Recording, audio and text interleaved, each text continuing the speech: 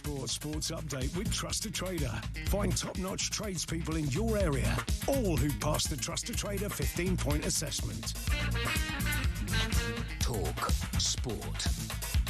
Good afternoon, I'm Max Scott here with your sports headlines. In a time of crisis, it looks like Manchester United are turning yet again to one of their legends. We understand Ole Gunnar Solskjaer's close to taking full-time interim role at the club, a decision which baffles Simon Jordan. I mean, this is a guy they fired and paid 10 million to go out the door. Replaced him with Ralph Rangnick and paid him 14 million to go out the door 6 months later. What are they doing at this football club? What kind of decisions are they making? I mean, I'm sure he's a fabulous fellow. I'm sure that he's the most pleasant fellow you could ever come across, but the leader he's not.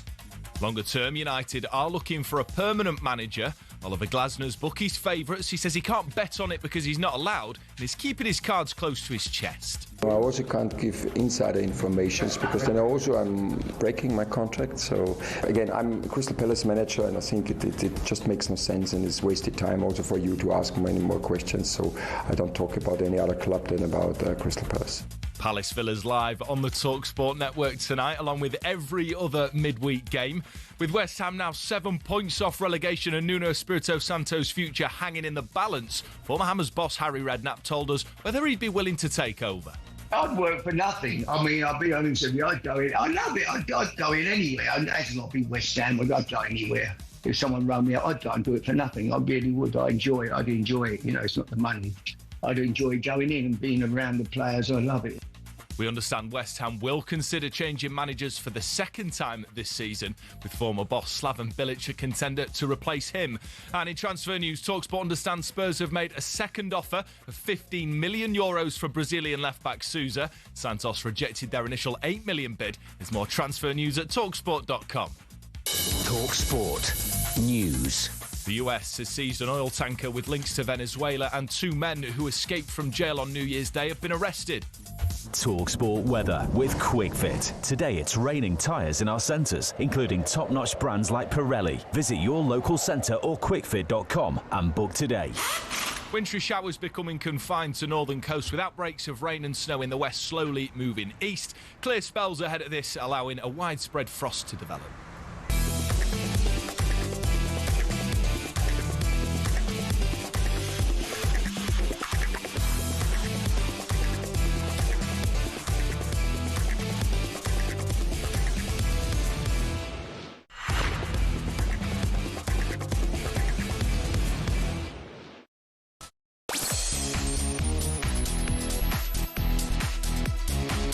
Hello, good afternoon. Welcome to Drive on talkSPORT with everyone's favourite. It's me, Andy Goldstein. Sadly, for every right there's a wrong. It's Darren Bent today. It's Darren here, by the way, Darren Bent. DB. Don't DB off. Just have to come with that. Hey, son. You all right? Good to see you. You ready for today's big show? Yeah, my earpiece is a bit weird. Yeah. Nothing we'll do about that. But, you know, we've got a show for you today. We'll be asking who's to blame for West Ham's downfall as relegation looks more likely for Nuno's side. We'll start with that, by the way. West Ham fans, 03717 223344. With Darren Fletcher set to become the 5th former Man United player to take charge of a club since Fergie left. We'll be discussing the DNA of the club ahead of their clash with Burnley. It's on talkSPORT tonight. Go on, Fletch. We'll also build up to the other 7 Premier League games, live and exclusive to the talkSPORT network tonight. Are you sure you got all 8? I am sure we've got all 8. And I was really refused to play Harvey Elliot anymore this season, and Liverpool claiming he's a Villa player. We'll be asking whether contract clauses are getting a little bit out of hand. All of that, plus Bentley's going to look at England's best set of forwards right now. Good luck with that. That won't take long. To Drive and talkSPORT, get involved if you want. I don't care. 03717 223344. I do care. We'd love to hear from you. 03717 223344. I'm in the middle of rewatching Spartacus, the TV programme. What a programme that is. I'll be watching Spartacus. Anyone else with the joke? You'll be watching Spartacus. He'll be watching... I am the Spartacus. That's how the joke works. Darren Bent is alongside me. Ready as ever. No, sorry.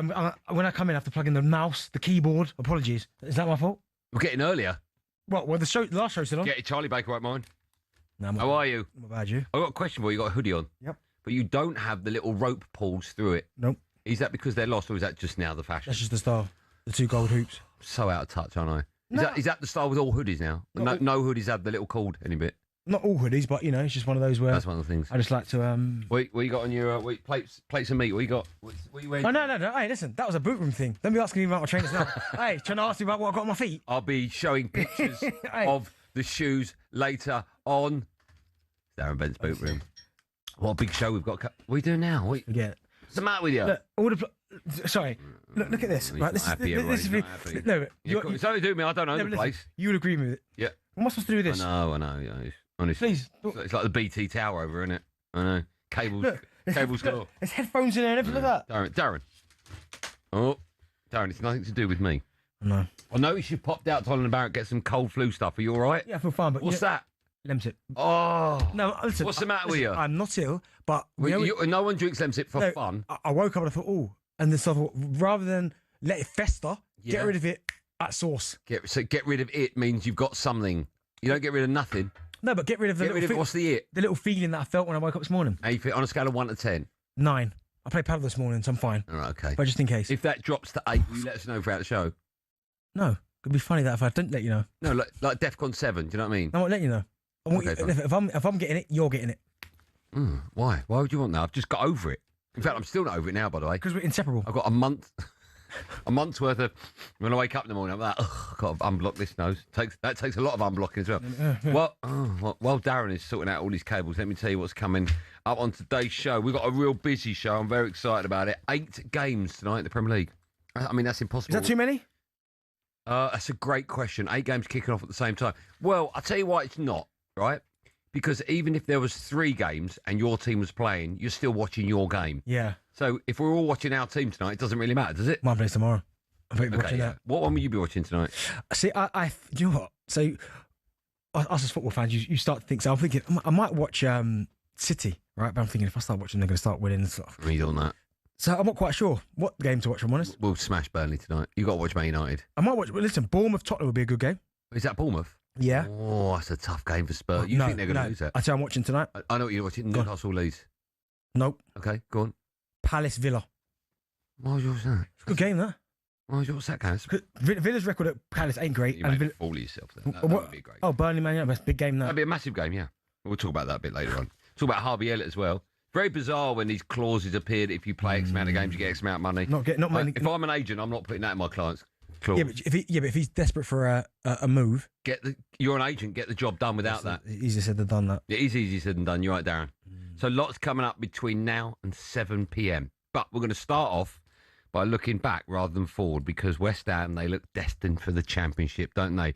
But the big question is, who is to blame for their downfall?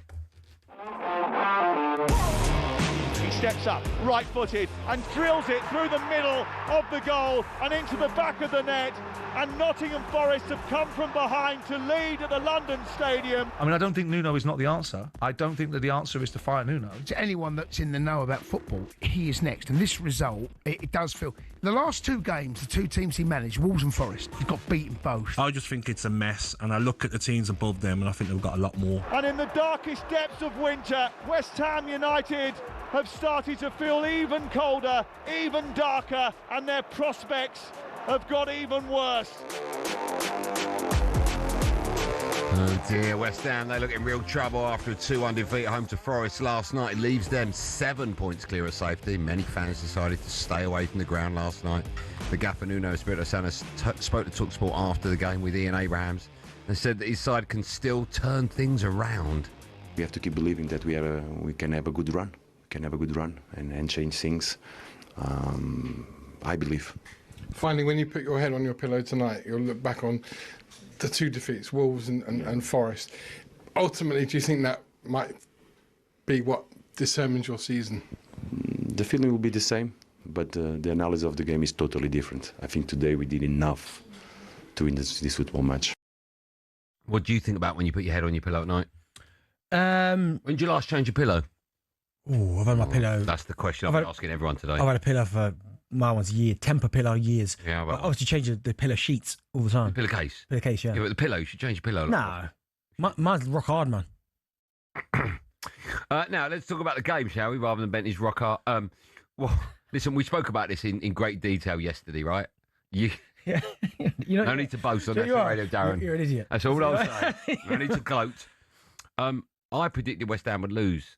I thought they'd win. You said they'd win. And I thought when they took the lead, actually, I thought you were going to win that. No, when it went 2, I thought, right. Oh, yeah, I nearly put in the group. Told you. But no. Just always wait. Yeah. Always wait. Do you think, how big a result was that? Has it sealed West Ham's place in the Championship? 7 points now, the gap. And I say 7 points. Those 7 points mean that West Ham have got to get 7. And obviously the teams above them, in this case Forest, etc., have to drop them as well. Yeah. So it's a big gap, 7 points at this stage. Yeah. I mean, there's no point even looking at, because I was looking at who they've got coming up next, but you're bottom 3 for a reason. And you've played everyone once. It doesn't really matter what run you've got coming up because you've not been good enough. But obviously, FA Cup next, and then they go Tottenham. Now, Tottenham at home haven't been good. The FA Cup game, who they got? QPR at home. Do you think everyone will be rested for that? It's a fine line, that, because you think you don't need injuries, right? But then why do you not need injuries? Because the ones that you're picking are not playing well anyway. And also, you've got to have something to go for. Exactly. Not only that, you need confidence. So if they're going to beat QPR, you're right. 6-0, all of a sudden, say the new signings they got, the striker. Need goals. Right? He goes and gets an hat-trick. All of a sudden, it tails up a little bit. So I would go strong. Yeah, I agree. But last night, I won't say I felt for them, but I thought at times last night, I thought the performance was quite good. I thought they did okay. When they went 1-0 up, I said fair play to them. But then, so the moment it went 2-0 and then it got disallowed and then they got the penalty, and we'll talk about the penalty, by the way, I thought, here we go. No, when Dominguez scored and it went 1-1, I said, I know it's going to come here. I know what's happening there. They're going to get beat. The penalty, so I've got a bit of an issue with this. Do you know, I've seen it 10 times. I still don't really know. I mean, he's punched him in the face. This is my issue with it. Now, by the letter of the law, I understand why they've given it. This is where I'm a bit uncomfortable with it, is that the cross comes in, Souček is up way before anyone else and heads it away. So the ball's gone. So really, I know, but Ben, it happens in a split. No, I get it, right? But the goalkeeper is not impeded, Gibbs White, because he's not going to head it anyway. I know, but it's all one motion. It's like, the cross comes in, bum, bum, bum, bum. No, but that's where the rule's wrong. But here's the thing: the goalkeeper's gone for it, missed it, and taken the player out. Okay, but right? Hold on. If you go in for a tackle and the ball's not there, and you get the player, you could go for that, and that's exactly what's happened. But he's used his fists. But my only thing is that has he denied a goal scoring opportunity? No, because the ball's already gone. So I understand. Yeah, you're right. I can't argue with that. I understand by the letter of the law it's a penalty. So I'm not saying that. I can't believe it's a disgrace of a decision. I just don't like seeing those penalties given because the ball's gone. But saying that, West Ham are now we knew they were in a dogfight, but now all of a sudden it's what are you going to do now? A lot of empty seats there as well last night. Can you blame the fans? I think it's a difficult juggling act to have, because if you're a fan, go and support your side, but at the same time, if you feel you're being let down by the club, why should you go and support them? And this is the thing, and this is where I've got a little bit of sympathy for Nuno, because we spoke about it. I think it was his debut. I think it was at home. I remember it was a protest and they were in a bit of a bad way. That's right, it was. And I remember thinking, well, it's Nuno's home game. Like, give him a little bit of. But listen, I'm not a West Ham fan, so I can't tell them how to feel. And certainly the ones that I have spoke to are so angry with the board. It's irrelevant who the manager is. They're that angry that get them out, that you could bring anyone in. They're just not fully engaged with this team because of the ownership model that they've got down there. But I'm saying that last night, I enjoyed the game, but for West Ham, man, they're gonna have to do something, because they just look. When they go 1-0 up, I go okay, and they go 2-0 up. But when they go to 1-1 and there's a little bit now jeopardy, and it's like back to here we go, they look vulnerable. You sort of knew, right? You knew it was coming. I mean, if I felt like that, and I'm not a West Ham fan, I'm watching. Well, Max said in there, like he was in the stadium, he felt straight. As soon as he went 1-0, we went. Well, the players would have felt the same. Yeah, you get nervous. You start to go into that retreat, survival. You go survival rather than going. Do you know what? No, let's keep doing what we've been doing for how long was it? For 55 minutes. I know they've just scored, but let's just keep going. We'll get more opportunities. Yeah.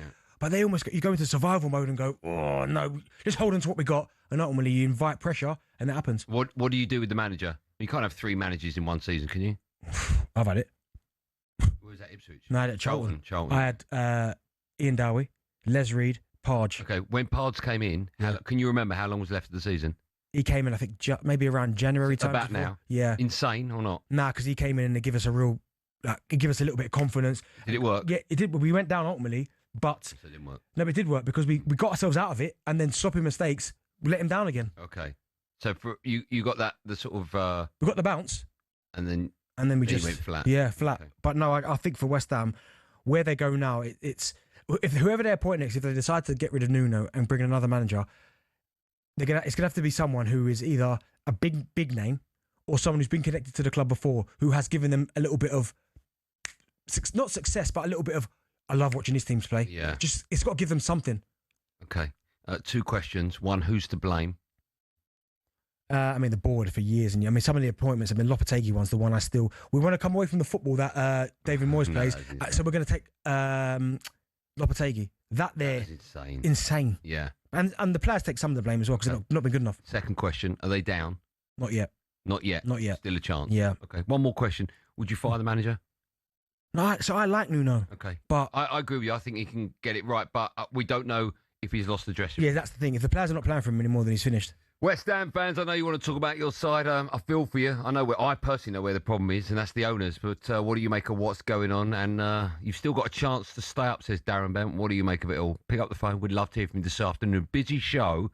Later on, we'll have team news ahead of all 8 games tonight in the Premier League. And, of course, the boys on the Sports Bar from 10 will be taking your calls. But we're going to start with West Ham chat. If you want to be a part of that chat, pick up the phone. You'll be next. 03717 22 33 44.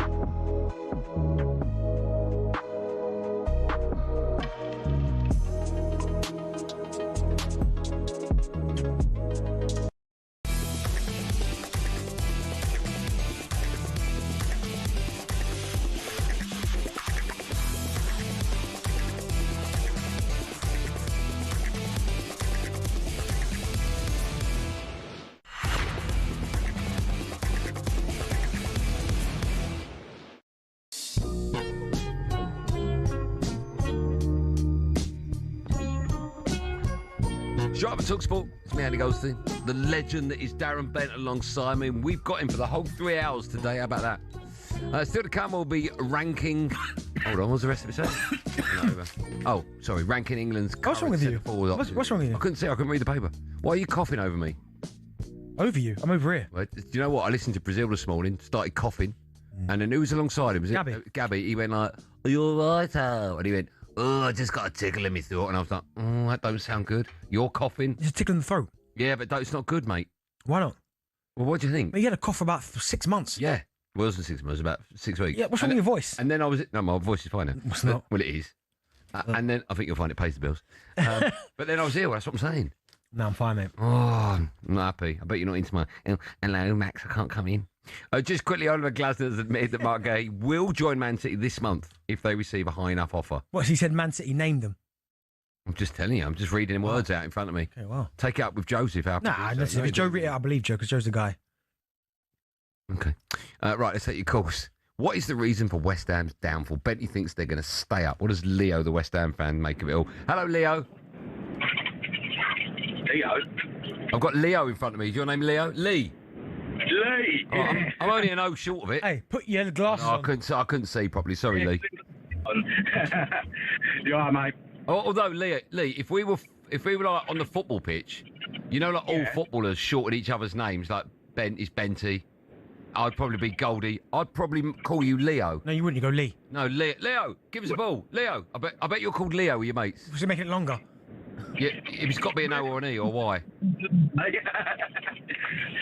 Oh, dear. Anyway, yeah.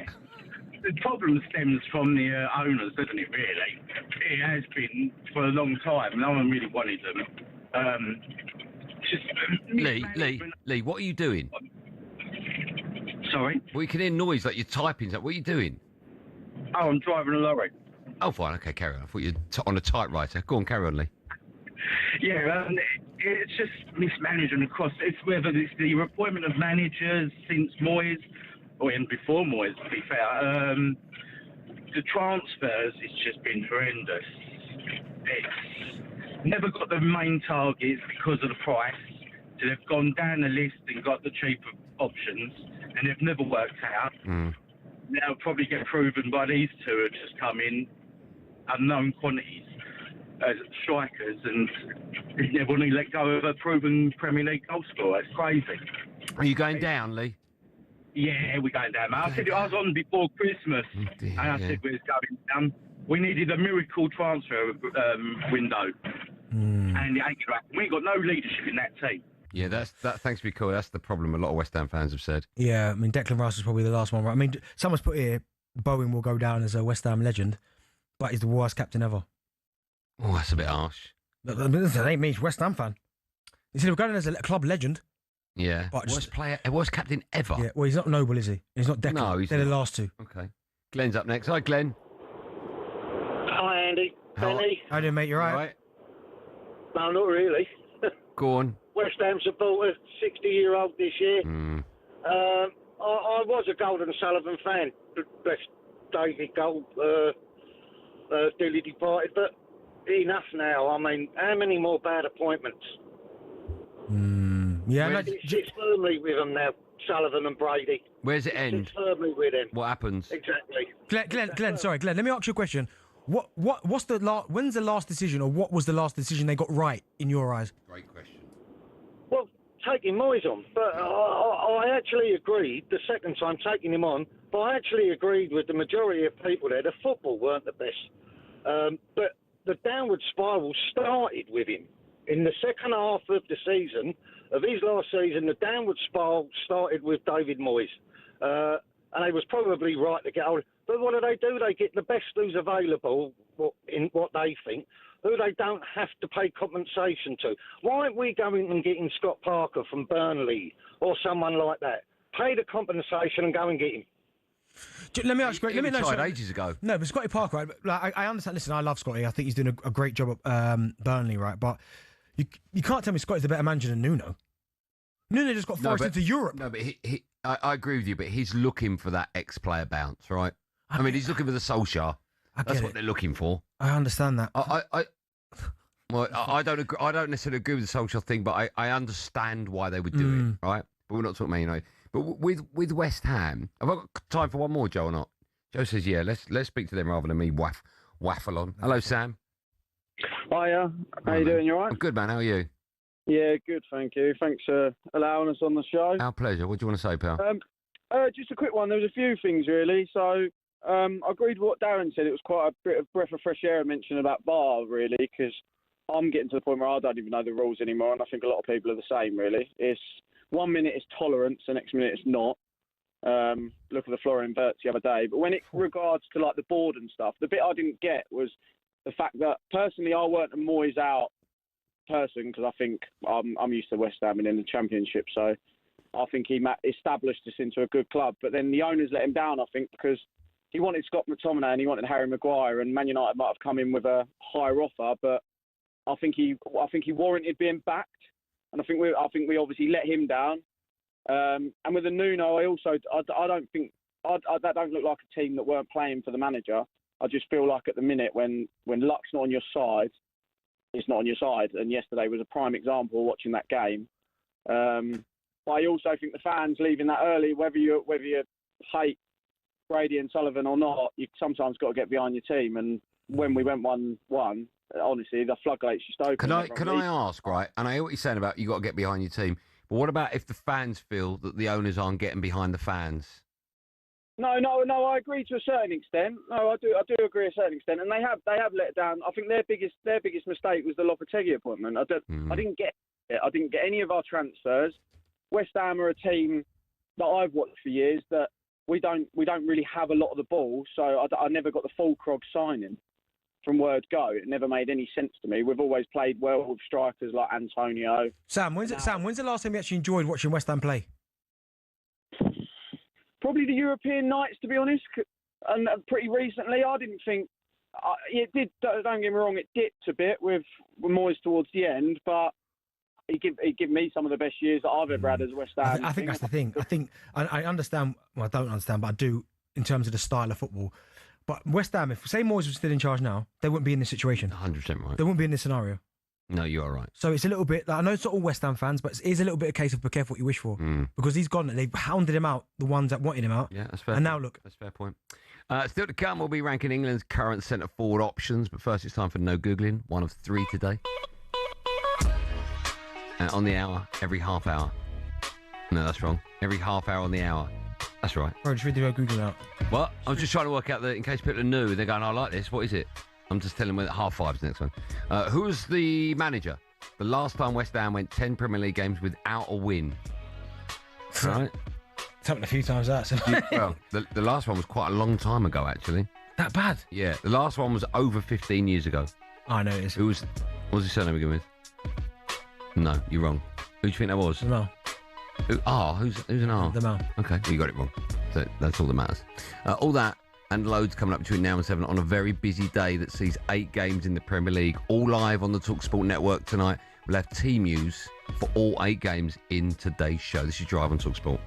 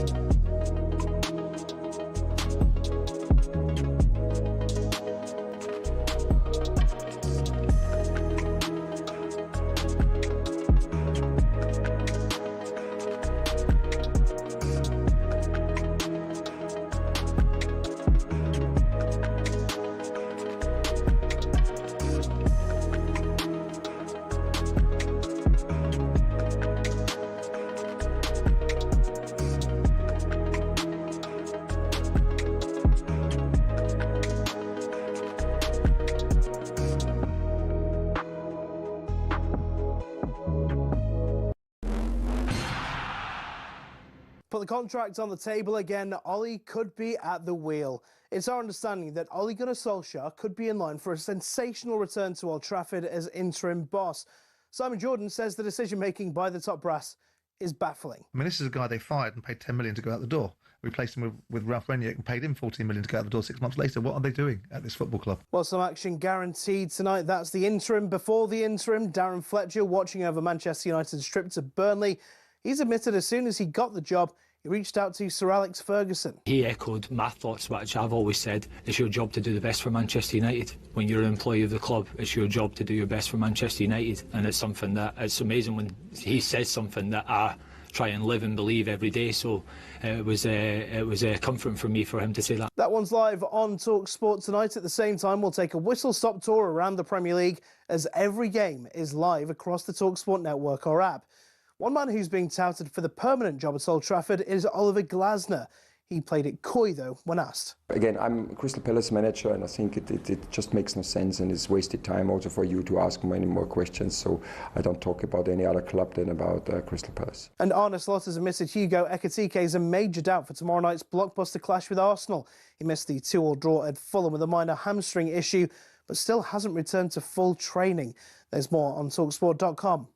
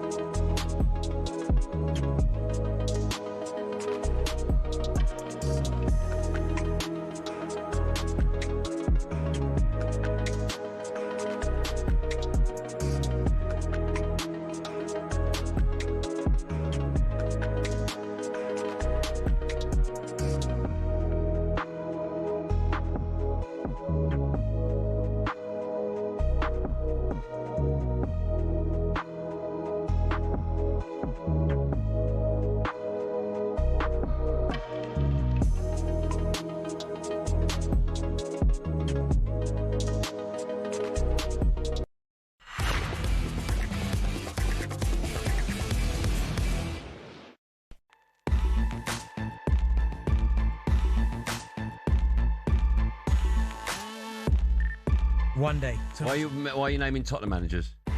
Was that? Why are you naming Tottenham managers? One day. Hey. Oh, you like that? Before the break, I asked a question.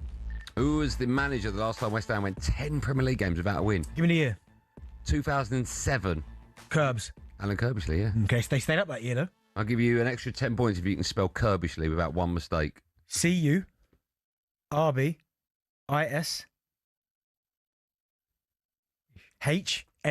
No, Ly. Oh! No, you're right. Shout out Curbs. Legend. It's Ly. You are right. You are right. Legend. You are right. It's Ly. Still to come, we'll be asking if the Man United DNA is actually their biggest problem, says producer Joe. But now, the latest episode of How to Win the World Cup is out. Matt Ford and comedian Elliot still discuss the art of goal scoring and how important it is having a world-class striker if you are to win the World Cup. They're joined by the 2022 World Cup winner, Kleberson, who discusses his experiences of playing alongside the great Ronaldo. Here's what he had to say regarding England's Harry Kane and what Brazilian football fans think of him. They love him. They love him because he's a goal scorer. You know, when you as a coaching, like you talk about top players, score players, we always talk about him because he did the work like to score goals, to play for the team. You know what I mean? You can see like he's moving on the field.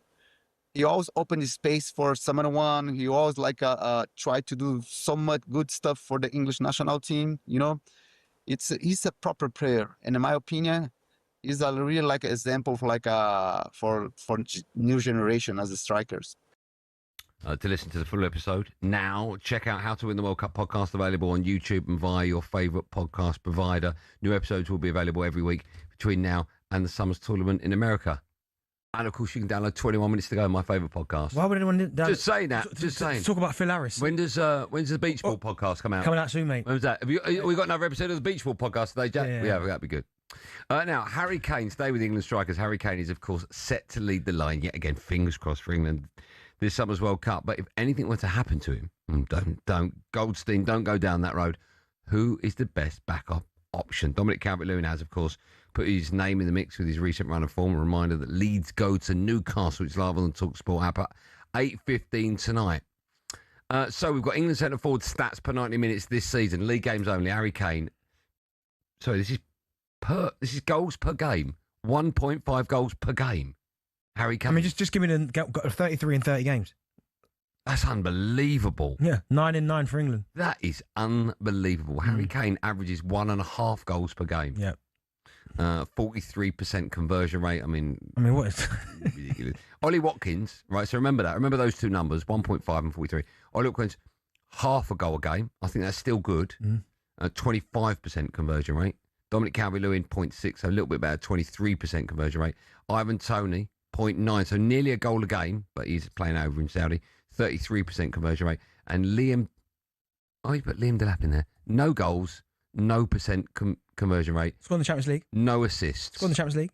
No assists. They scored in the Champions League, though. Barca. One of the big... Yeah. Cheeky, honestly, the Jack. Delap family, they're giving him a little round. But no, do you know what, right? So Harry Kane, as you spoke about there, this season, 19 goals in 15 Bundesliga games. Ridiculous. 33 and 30, which is nuts. There's no point even talking about Harry Kane because he's going, regardless what people think. Even though... So write that down. He's definitely going, yeah? Even still, though... Harry Kane. People question him. And No, say, I don't think they do now. Mate, no, honestly, I've had enough of that. I don't think... let's not put it to the phone lines because they go nuts. Yeah, but you understand what I'm talking about. I don't think anyone reasonably can question whether or not Harry Kane is a goal scorer. No, they know he's a goal scorer, but they say he's not where we rate him. But anyway, bars by He is. Right. He is. Calvert-Lewin. So, yeah, as you said there, 7 goals in his last 9 games. He's got 8 goals this season. Absolutely incredible performances this season. 4 and 11 for England. His last goal for England, his last 2 goals for England came in 2021 against San Marino. So he's got international experience. Yeah, he hasn't been playing a lot for England. I get it, but I'm just telling you, I've got to tell you, his last time he played for his country. Right, can you do that without the attitude, please? No, can you just... Jeez. So, Calvert-Lewin, but right now he is playing really, really well. So on form, you'd probably say, in terms of the other English strikers, he's in the best purple patch right now, right? Okay. Then you go to... I'll go to Solanke just because he's English, is right, but no... What's happened to him, by the way? Where is he? 2 apps this season in the Premier League, no goals. Sorry, does anyone know what's happened to Solanke? No, I don't know. No. Okay, fine. 16 goals last season, 9 in the league, 3 appearances for England, no goals. Right, so I think he's probably at the bottom of the list right now. And that's Can I ask, do you think it matters if you've got a striker that can hit form for club, but his record for England isn't great? Does it matter? Yeah, no, because if he's confident, and it's only a matter of time, I think. Yeah, okay. So you go to you go Delap, right, and you go, right, no Premier League goals, 1 goal in the Champions League against Barcelona. Can't quite get the consistency at the minute because he's not playing all the time. So brilliant last year for Ipswich, 12 Premier League goals. Hasn't quite got going at Chelsea. What are you talking about Delap? He won't be going. Was he on the list that you put? He won't be going only because Joe's done it for comedy value. Well, it's not funny. Nothing funny about that. I know there isn't. So he won't be going to the World Cup. Let's concentrate on the 3 that right. are. Right. Watkins now. Yeah. Get to Watkins. 7 goals this season, 17 goals last season, 27 the year before. He's got 6 goals for England, and again, he's had big moments for England. So the goal against Netherlands in the semi-final, I think that gives him a lot of leeway. Yeah, kudos as well, because that there is big pressure to come on and score the way he did. So I think still currently as we sit, I think Kane's the number 1. I think Watkins is still number 2, and then Calvert-Lewin's number 3. Now Toney, I like Ivan Toney, and if he was still playing here, I'm a big fan of his. I think he's got the arrogance and the personality to kind of shoulder that responsibility. I agree with you. I think he made a difference for England when he came on in the last Euros. But I just don't think Thomas Tuchel's paying that any consideration. And also as well, I don't think he's leaving 40 million on the table. No, he's not. Do you think that Thomas Tuchel trusts Ollie Watkins and or Calvert-Lewin to lead the line if Kane's not about? Or do you think he'll play? Because we've seen it before. Last squad. Yeah. No striker. He'll play it with a false 9. Well, the problem that the centre forwards other than Harry Kane have got is that, and by the way, Danny Welbeck, he's been incredible, by the way, so he deserves to be in the reckoning because he's England record again. I mean, I'll get that for you, but he won't be in there, though. Well, I thought if ever he had a chance, right, of getting himself in the squad, it would have been the last squad we've just seen because he was in like red hot form. He needs to score every single week. Exactly that. Well, he's got 16 and 42. He's not scored a goal to play for England since 2018. Yeah, that won't be out. I like Welbeck. I just think his time has passed. Potentially, yeah. And even this season now, he's having an unbelievable season. 8 goals in 18 games. He's playing well. Got the experience. Been with England a number of times. My only concern for the rest of England strikers is that because we've got so much talent behind the centre forward. So you go Foden, Gordon, Eze, Bellingham, Palmer, Bowen, Saka. I mean, you haven't even mentioned Grealish, and he won't be part of it, sadly. Grealish. So that there is 8, right? And as you said there, some of them, Madueke, Thomas Tuchel likes him. That's 9 I've mentioned behind the... Thomas Tuchel's got to find a way of getting a lot of those in. So he might go, do you know what? I agree. Harry Kane, he's going to go, if we haven't got a striker... Bellingham. Oh my goodness, I've got someone else. Go on. Rashford. Now, he might be the key because he can play centre forward. Yeah. I'm not so sure. I think because we've got an overload of 10s, personally, I think if Kane's not there, he'll just push everyone up and put one back. Well, no, but I think Rashford could play that role. I know, but I think Rashford's better out wide. I think so as well, but I'm giving you options there. I know, but how about this? No Harry Kane, right? Bellingham as the fake number 9. Yeah. Then behind him, you've got, I don't know, Cole Palmer. And then you've still got, what's his name, from Villa? Oh, my goodness, I didn't even mention him. You didn't even mention him? Morgan Rogers. Yeah. And he's been the best out of the lot. Yeah. So you can, and then you've got Declan Rice, and if you want to play a holder behind Declan, you can. That's Adam Wharton or something. That's 11 10s and wide players I've named there. That's why I don't think he'll take. That's why I don't think if Kane's not fit, he'll play Watkins or Dominic Calvert-Lewin. I think he'll take one of them. My only thing about playing a false 9, right, is that you then, and certainly if you played Bellingham up there, you then condense the pitch because no one wants to run that way. They want to come to feet and come off. So then, obviously, whoever you're playing against will squeeze up, condense the pitch. Let me ask you this: who would your preferred fake number 9 be? False number 9, whatever you want to call it. Out of the list of players in front of you, I think Bellingham's the obvious one, but who would you pick? Can I play Rashford in there? If you want, if he's your first choice. I'm playing Rashford because I know he'll run with his pace in behind. Yeah, okay. And that's going to be key, crucial. Yeah. I think if you've got pace out wide, like Saka one side, Rashford the other, I think that's going to stretch defences. So essentially. That will allow And then Foden up there to drop in. Yeah. Or Foden and... So you can have Bellingham. There's so many. Palmer, many. I don't know. Foden, I'm not 100% convinced he goes, you know. Who? Palmer. No, you're right. Like, he is, don't get me wrong, an absolute... Like, when he's at it... Yeah, he needs to be at it a bit more. And he's I not agree quite, with you. he's not currently. Yeah, but he's playing in a team that I don't think is clicking at the moment. What does that mean? Well, you play better when everyone's playing better around you, right? Yeah, okay, yeah, you know what? For once, I agree with you with that. Let's go to a break on that then. If you Trust agree, me. you agree, mate? That one statement, yeah. Let's go home. But, I mean, 11 10s and wide players. What a great 11. position. What a great position to be in, though, right? I'm sure I've missed someone out here as well. Yeah. Well, if you know the player Bent has missed out, keep it to yourself.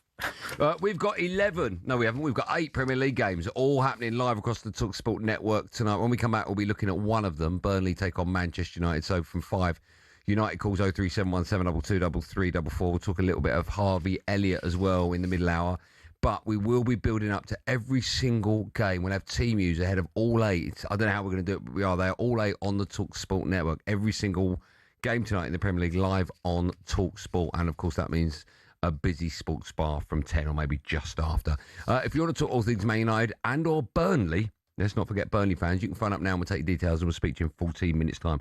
03717223344. Get your calls in now to me and Bentley on Drive Time on talkSPORT.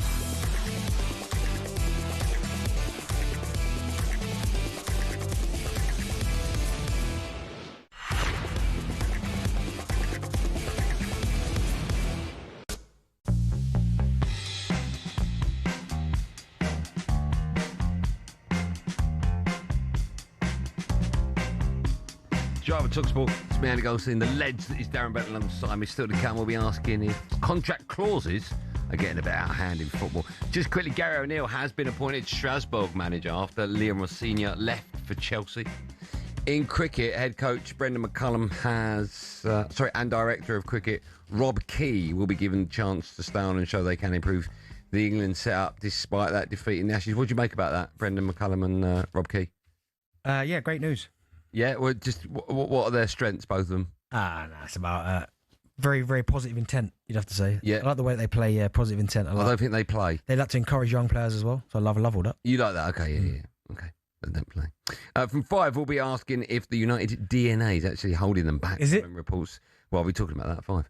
That Carrick or Solskjaer, or maybe both, could be their new interim gaffer to the end of the season. Former Premier League midfielder Danny Murphy was alongside White and Jordan earlier on. He had his say on who the next gaffer should be.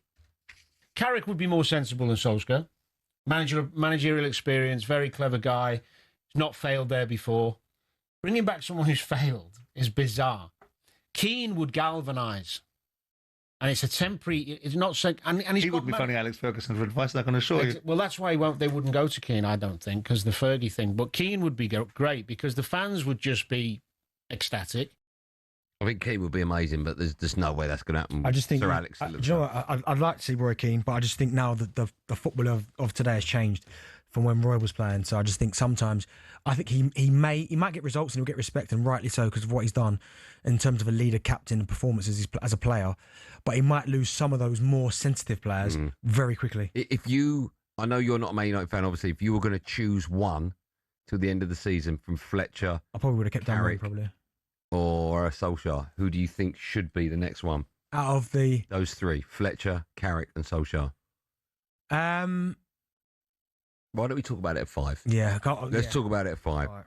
You can get your calls in now if you want to talk about it in 7 minutes' time. 03717223344. Get dialing. Right, time now for this. Paddy Power on talkSPORT. With Paddy's Super Sub, your new bet rolls over to the new player coming on. T's and C's and exclusions apply. 18 plus, begambleaware.org. By the way, just quickly before we introduce her, where are we at the moment? January the 7th. Is it too late to wish someone a Happy New Year? No, if it's okay. I think it's the first time you speak to them, is that, but then it stops. I think January 15th, done. You're done. Yeah. Okay, so we can wish our next guest a Happy New Year because it's time for today's Bet Builder with our friends at Paddy Power. And as we say, hello and Happy New Year to Fern Buckley. Hello, Fern. Hello, Happy New Year to you guys. How are you? We're good. We're very well. Is that a new Christmas present around your neck? No, this old thing is a bit of tat. Bit of tat. Well, it looks nice on TV. Thank you for coming on. Did you have a good New Year and Christmas? Yeah, it was lovely, thank you. It went far too quick, didn't it? It always does. Flew. It always does. That's always a sign of a good Christmas. Right. Yes. We've got you on because we're looking ahead in the Premier League. Burnley, they play Man United at Turf Moor. Before we talk about our runners and riders, can you remind everyone how the Bet Builder works and the charity that will benefit tonight? Yeah, we've all made some picks, some questionable picks maybe at times, but we added them all together, got some overall value, and then Paddy Power, they put a £10 bet down, hoping we get it right, because if we do, it all goes to the Attitude Foundation, who do great work with the LGBT community. Right, it's a 5-leg bet builder. These are our picks. No surprise, I've gone for Manchester United to smash them to pieces and win the game. I know. I'm shocked. I mean, to be fair, it's been a dramatic week, isn't it? Lots going on. This is their chance to kind of turn it around, and they go up against the Burnley side, who are winless in their last 11 Premier League games, 9 defeats overall, whereas United have only lost 2 of their last 14 matches. So, they are in a bit of a better position, and it's a popular one as well for United to win. That is in at 13-20. I've gone for both teams to score, please, Fern. Interesting, really interesting, because Burnley, they are kind of scoring. They had a few goals lately, but not loads. But United, although maybe the chance to win, they are without a clean sheet in any of their last 15 Premier League away games. So that's what we could hold on to, and that is at 4-5. Next up is producer Joe. What's he gone for? He's gone for Sesko to have 2 or more shots on target. Joe likes to really test us, isn't he? Curious little choice that, but he's had around 14 shots on target this season out of 27 total shots. He's got a shooting accuracy of 52%. He's a super sub as well, so if for any reason Sesko comes off and whoever comes on for him, Paddy Power move it back over to them, so that isn't at 13-8. Could you not laugh when you're reading out his stats? I think that's a little bit. That's a bit. I wasn't laughing at all. I was smiling. It's positivity. I don't know. Next up are the people. They've gone for Cunha to have 1 or more shots on target. Yeah, he's had to really step up, hasn't he, in recent weeks because of injuries. He's had a shot on target in 4 of his last 5 Premier League starts, and 13,000 other people have that. 13,000? 1,300 other people have this in their bet builder this afternoon, and that is in at 2-7. The last one is yours. What have you gone for, Fern Buckley? I've gone for Kyle Walker to commit 1 or more fouls over the course of the season. He's done pretty well. 24 fouls in 19 appearances. You recently got a lot worse, actually, in resulting in a number of bookings. So, cautioned in the reverse fixture at Old Trafford back in August. That is in a 1-6, and he's another super sub. Before we let you go, can you just confirm the bet builder insurance, the odds and the value of the charity bet one more time? Yeah, not bad for tonight. All comes in at 9-1. So from a £10 bet, you could get a return of 96 quid. And if we get it right, of course, all that money does great work. It goes to the Attitude Foundation, who do great work with the LGBT community. Fingers crossed producer Joe doesn't let us down, because I think all the others Come on, are sure Joe. to Come on. Come on, Joe. Pull your finger out. It's 2026. It's time to turn this around. Exactly. You've got a new baby to pay for as well. Right. Thanks for coming on. Have a lovely day. We'll speak to you in a bit. See you guys. Bye. There you go. That's Paddy Power's bet builder for today. Minimum 25 play 18 plus begambleaware.org. Paddy Power on talkSPORT. With Paddy's Super Sub, your new bet rolls over to the new player coming on. T's and C's and exclusions apply. 18 plus begambleaware.org. You're a horrible man, you are. I know he didn't even know about the babies on the way. That's how you find out. Honestly. Sorry to break it to you like that, Joe. Congratulations anyway. When we come back, we'll be talking about Burnley against Man United. It's one of 8 games you can hear live on talkSPORT's network, although this one is here on talkSPORT. 8:15, that one kicks off. We'll have team news ahead of that and all the other 7 as well on top of it. But if you want to talk Burnley and Man United, this is the place to do it. Pick up the phone. You'll be next. 03717 22 3344. Dial that. You can have your say live on Drive on talkSPORT.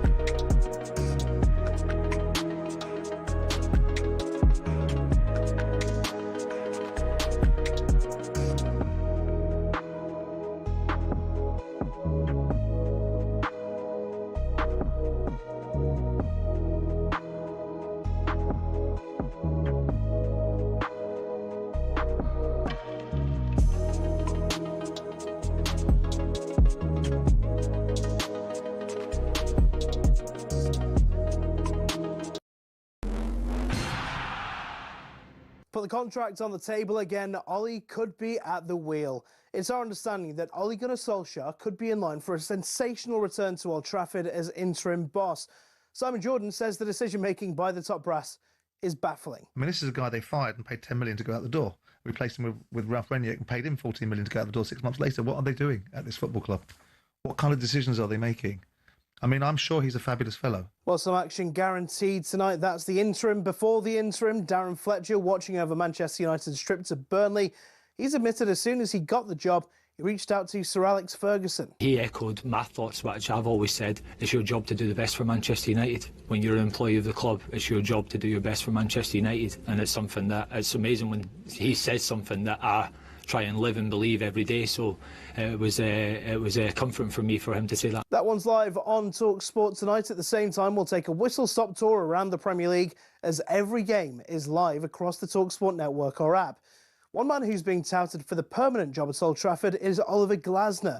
He played it coy, though, when asked. I also can't give insider information because then I'm breaking my contract. So again, I'm Crystal Palace manager, and I think it just makes no sense and it's wasted time also for you to ask me any more questions. So I don't talk about any other club than about Crystal Palace. Crystal Palace are hosting Aston Villa live over on Talk. For a full list of all of tonight's fixtures, download the talkSPORT app. Now, Harry Redknapp has told us he'd be more than willing to swoop in to try and save West Ham. I'd work for nothing. I mean, I'll be honest with you, I'd go in. I love it. I'd go in anywhere. I'd not be West Ham. I'd go anywhere. If someone rang me out, I'd go and do it for nothing. I really would. I'd enjoy it. You know, it's not the money. I'd enjoy going in and being around the players. I love it. We've previously reported that Nuno's job could be in jeopardy unless the results improve. Last night's agonising defeat to Forest means they're 7 points from safety with 17 games to play. And Arne Slot has admitted Hugo Ekitike is a major doubt for tomorrow night's blockbuster clash with Arsenal. He missed the 2-2 draw at Fulham with a minor hamstring issue, but still hasn't returned to full training. There's more on talksport.com.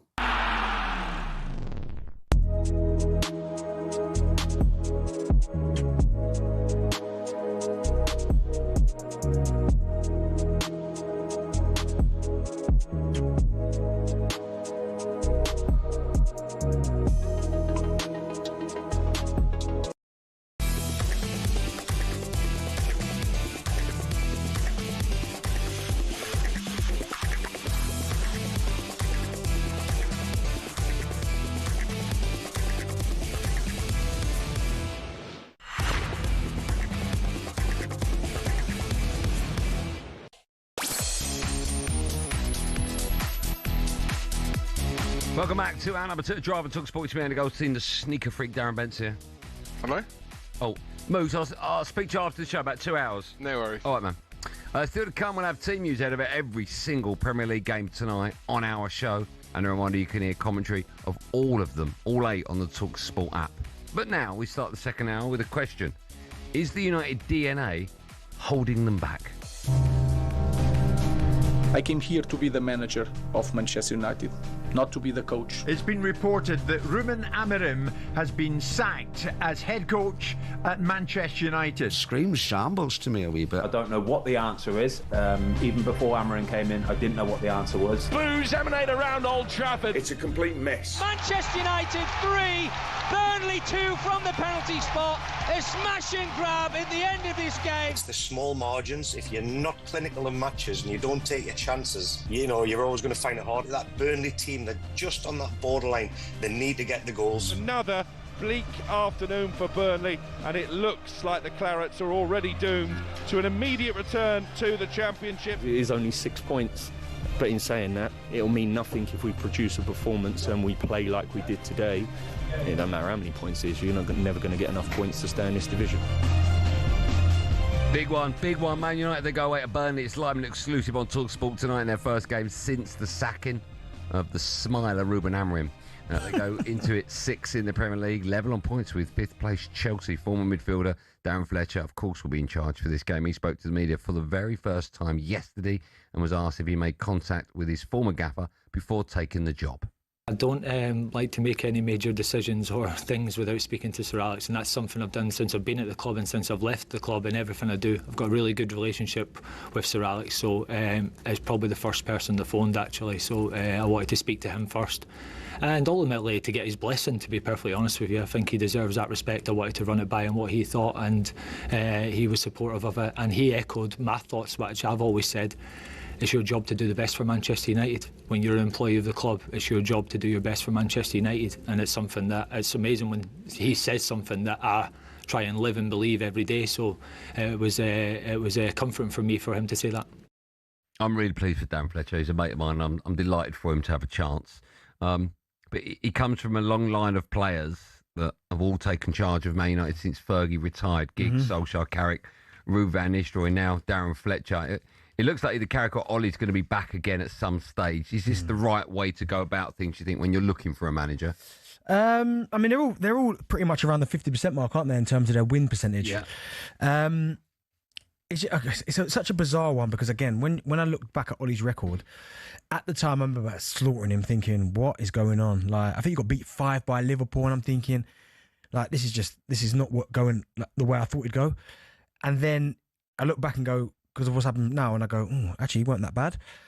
But for Manchester United Football Club, it's got identity, and if you're going to go for a manager and you're not quite sure who that manager is, but you've got an idea, like, again, I'm giving you ideas like Tuchel or a Pochettino or someone who maybe is in a job now, and Luis Enrique, I don't know why I'd leave PSG, but I'm just giving you an example, and there's a chance you can get him in the summer, then I'm all for after the World Cup, then I'm all for, like, you waiting and making a decision. But then again, it's I know he failed, Ollie, in terms of Manchester United and what happened, certainly when he was in charge, but I just don't see what other outcome you've got now. I like Michael Carrick. I think he's done a decent job at Middlesbrough. Could he get the job? He does understand it. Yep. Darren Fletcher's getting an opportunity this evening.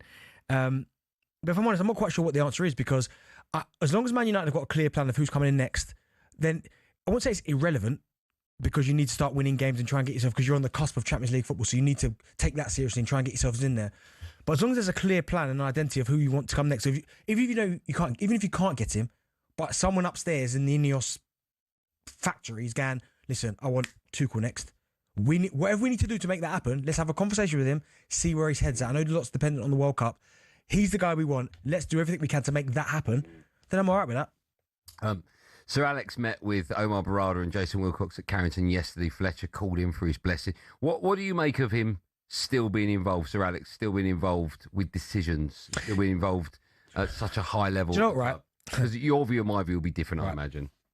If, like it's Fergie's club. The way I look at it, when I think Manchester United, certainly when I played the game and stuff, like even now, you can't think about Manchester United without thinking about Alex Ferguson. It's just, you can't see, like, when you shut your eyes, you can't see Man United without seeing Fergie. That's just what it is. For Darren Fletcher to ring up and ask Fergie for blessings and all that, I'm a little bit, but I understand it, because for such a long time, he played under Sir Alex Ferguson. They've got a really good relationship. He respects him so much. So from Darren Fletcher doing it, I understand and go, okay, that's just the way he's been almost raised. Do you know what I mean? Like Fergie being his football father. Does that make sense? Yeah. If Ruben Amorim had done it, I'd be a bit like, why? That wouldn't make any sense to me. I agree with that. Do you know what I mean? If he did it, or anyone else who's not had a connection to the club before, I'd be like, well, why are you ringing Fergie and asking for a blessing? Because to take the job, you're managing in your own right. But with the whole Darren Fletcher Man United education, I understand it. Makes sense to me. See, I don't have a problem with it whatsoever. I know some people do. But my view is there aren't too many clubs, I can't think of any at the moment, that still have the opportunity to have probably the one of, because you've got Sir Matt Busby, one of the greatest living legends associated to your club still about. Yeah. So it's a very rare scenario, and if you do, why wouldn't you have him connected to the club? Yeah. Because my guess would be, if you're in and around that training ground, if you're a young kid coming through, and hopefully you know the history of the club you're at, you see someone like Sir Alex Ferguson even coming over to talk to you. I mean, wow, it'll put you on cloud nine, right? It would do, but I do wonder what impact it has on managers, current managers, because Ruben Amorim would have got to Manchester United and he would have known all about Alex Ferguson and how great he is. Eric Ten Hag would have been the same. I just wonder, with him always being there, and he's got every right to be there because of what he's done for that football club, he has been incredible. I don't know if that's a help or a hindrance, because every single time they fail or do something or make a decision, it's, well, Fergie wouldn't have done that. Well, Fergie wouldn't have done. Do you know what I mean? Even though Alex Ferguson probably doesn't really want to be named in terms of what happens with the current Manchester United managers, but every single time there's a mistake made and the game's on Sky and Fergie's there, the cameraman, first thing he does, pans to Fergie. Yeah. I'm not quite sure if that has the positive impact on the manager trying to succeed than it would other managers. Okay. We'll take your calls. We'll park this just for a moment. We'll take your calls on this in a couple of minutes' time. 03717223344. United fans, do you think it's a help or hindrance having Sir Alex Ferguson in and around the club? Obviously, you know my views. I'd like to hear yours. 03717223344. Before we go to the phone lines, Max Scott, has rejoined us in the studio. He's got some sad news for us this evening. Hi, Max. Yeah, some incredibly sad news coming out from Tottenham Hotspur, Andy. They've just released a statement saying that it's with immense sadness that we announce the passing of our legendary former striker, Martin Chivers. This is a man who'd scored 118 goals for Spurs, was a part of an incredibly successful period of the club in the 70s, won 2 League Cups, a UEFA Cup, 255 goals off, over a 21-year stellar career. They say we extend our deepest sympathies to Martin's family, friends and former teammates. Our players will wear black armbands during this evening's fixture against Bournemouth. Rest in peace, Martin, one of the all-time greats. So some incredibly sad news on the eve of an important Premier League game for the club, that their legendary striker Martin Chivers has sadly passed away. Okay, Max, for the time being, thanks for that. Yeah, very sad news that Spurs legend Martin Chivers passed away at the age of 80. Let's find out more about this from talkSPORT's Danny Kelly, a big Tottenham fan, of course. Danny Kelly joins us now. Hi, Danny. Hi, Andy. Danny, thanks for coming on. No problem. I'm of the age, Danny, where I'm too young to have seen him, but old enough to know just how much of a legend he was for Tottenham Hotspur. I grew up, my dad was a big fan of his. Obviously, that was a club very close to us. My dad, even though he was a Wolves fan, would go and watch Spurs. I sometimes would go with him. And so he was one of the great players that my dad would often talk about. He is was an absolute legend for Tottenham Hotspur. He's going to be sadly missed. Absolutely. When Jimmy Greaves, when I was a child, Jimmy Greaves was the Spurs' main striker, but he couldn't be a hero for me because he'd already been there when I started to love football. So the first player, I was a sort of teenager when a young teenager when Martin really got going at Spurs. He was the first player that I really, really adored. He came to Spurs in the late 60s for a British record fee from Southampton, where he'd been tearing up trees. Didn't immediately get in the Spurs first team because he had to overcome Jimmy Greaves and Alan Gilzean, a legendary forward pairing, when, for whatever reason, Greaves was sold to West Ham. He came into his own in sort of the season 1970, and I'm prepared to say that between 1971 and 1973, so for those 3 seasons, and it wasn't a long period of time, he was the best centre-forward in England. He was the best centre-forward in Europe. Absolutely unstoppable combination of strength and power. He was one of those players, Darren will know the ones I'm talking about, who wasn't blessed with natural pace, but once he got going, he couldn't be stopped. His ball control and his power meant that quickness wasn't an issue. He would get his shot away. Danny, let me ask you, we've got a lot of young listeners, of course, listening to our show, and of course across the talkSPORT network, that obviously wouldn't have seen him play, or even maybe even seen videos of him play. Can you liken him to a player they'll be familiar with? He's one of those centre forwards who, if the ball was played through to him, you can probably see the type I'm talking about. He would go past the last defender before finishing from any distance. I mean, I've seen Kane do it 100 times. That mixture of not blessed with great pace, but a lot of skill and the strength to hold people off and great finishing. I would say Kane was the most obvious example. Yeah. Kane's in the modern world, he's more well known, but Martin Chivers was in that mould. Danny, was he still quite heavily connected to the club? Because certainly when I was there, and I can remember, I used to see Pat Jennings quite a lot. So was Martin still really heavily connected to the club? Absolutely. He'd had various jobs at the FA and things like that, but in the last, I think, decade and a half, he was one of those people who, if you went to the posh boxes, you'd have your dinner with Martin Chivers. He was an ambassador for the club. Obviously, the last day at White Hart Lane, he's one of those people that were rolled out onto the pitch in the rain to be cheered to the rafters. Yeah, right up until his recent illness, Martin has been around the club and recognised by all. As you say, Andy, time passes. People can't all remember or have seen everyone play.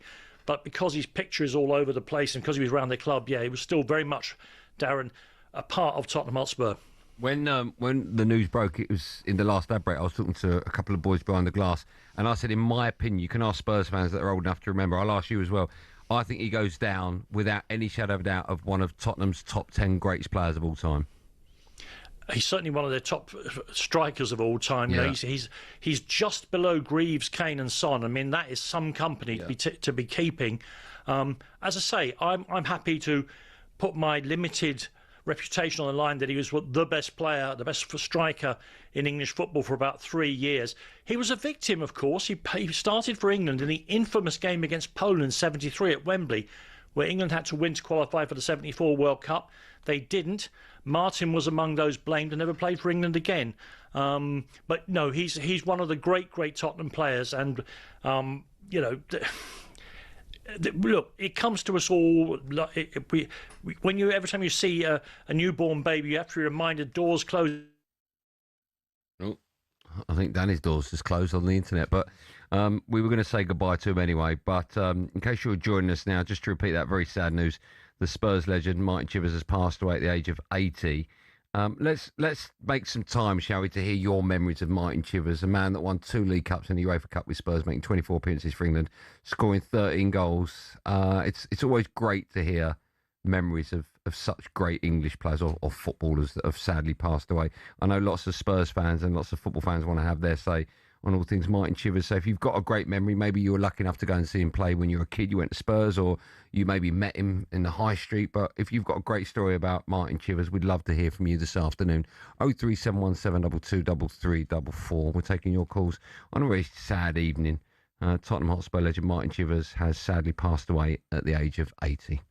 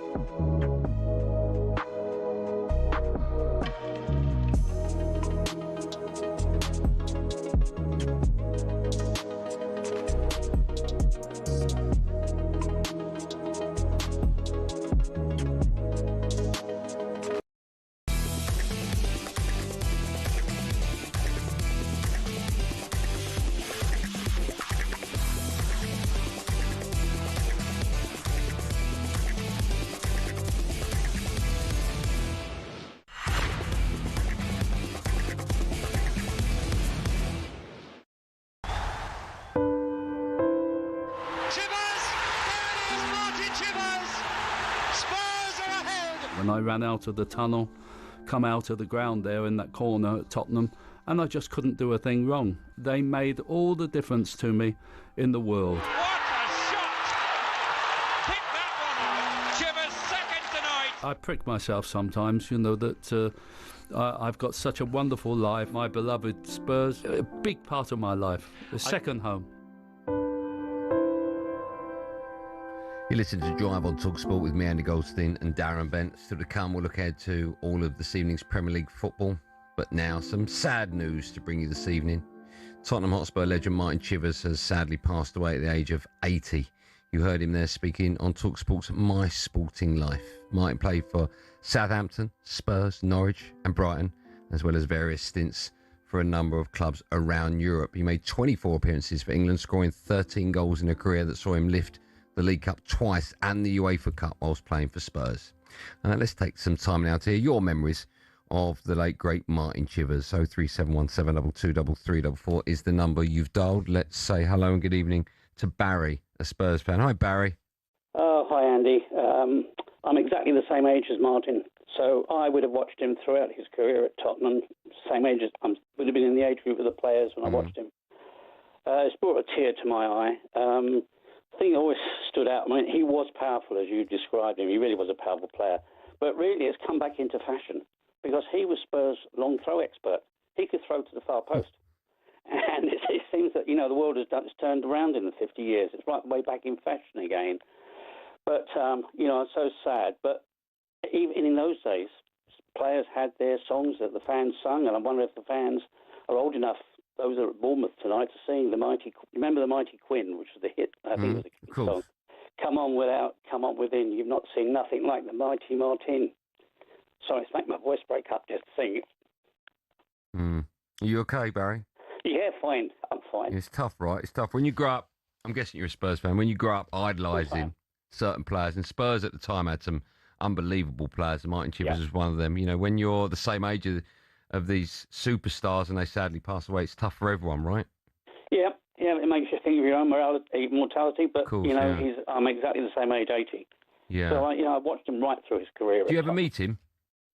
No, I never had the pleasure. I've seen him on the field many times, and of course he was always there whenever there was a special event at Spurs. He was always there, decked out, along with Pat Jennings and all the other legends. Yeah. Like, for example, when the stadium opened, he was there, and even more recently, he was always an ambassador to people who were dining there. Barry, listen, thank you so much for sharing your memories. You've got people around you that if you need a chat, you can chat to them, right? That's all right. Good. I guess my brother, who's also a Spurs supporter of similar vintage to myself, will be on the phone if you heard this. Okay. Barry, listen, always a pleasure. Thanks for your time, pal. Okay, cheers. Thanks, mate. Let's speak to Bill. He's a Spurs fan. Hello, Bill. Hello there. Yep. Hi, guys. How are you, sir? You good? Yeah, great show. I listen to it pretty much every day on the way home from work. Thanks, Bill. It is really sad news. Funny enough, when I was at school, I sort of spotted Martin Chivers playing for Southampton. I thought, I wish Spurs had signed him. And the next thing is they did. And the reason he didn't play for a while, after a few games, he got injured. He was out for a long while with an injury. That's why he didn't get the chance. And when Greaves went, that gave him his opportunity. But when he was around about 29, a good friend of mine, Eddie McCluskey, who used to be Enfield Town manager when they were in the GM conference, and I said, Eddie had Martin on an FA coaching course. He was doing his prelim badge because Eddie runs a lot of these things for the FA at the time, And he persuaded Martin to play in a three-a-side tournament at the gymnasium at St Thomas More's School, because Eddie was the sports teacher and maths teacher there as well. But it was quite bizarre because there we are. We got Martin Chivers, his peak, if you like, playing in a three-a-side game in a gymnasium. And we basically had a Sunday side at St Thomas More's Carsfield, and we all teamed up. Me and my two brothers actually were Supermac. That was our thing. But we got to the final. Where I said Martin played, and the other thing is when you're actually on the field, when you could see with such little sort of backlift how he could hit a ball. I'm not kidding you. He had some power, I tell you.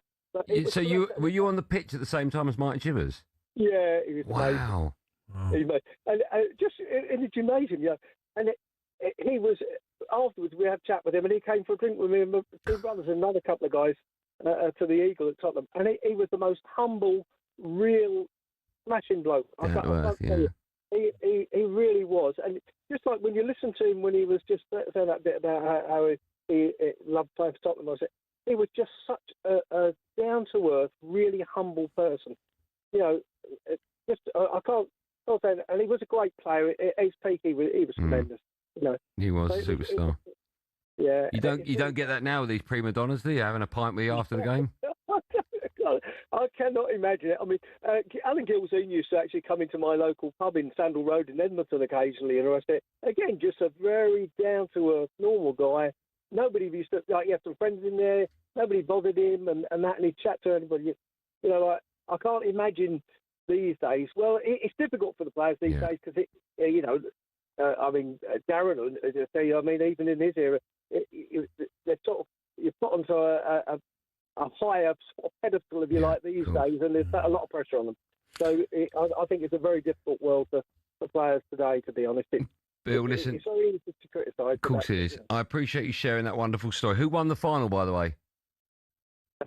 My mate Jerry York, he's actually out in Thailand at the moment. I mean, Jerry's again. Jerry was doing his prelim, I think, at the same time as Martin. So so it was quite funny, really. Great story. It's just great, you know, great memory. Anyway, thanks very much, guys. Our pleasure. Thanks for sharing that with us, Bill. Thanks, man.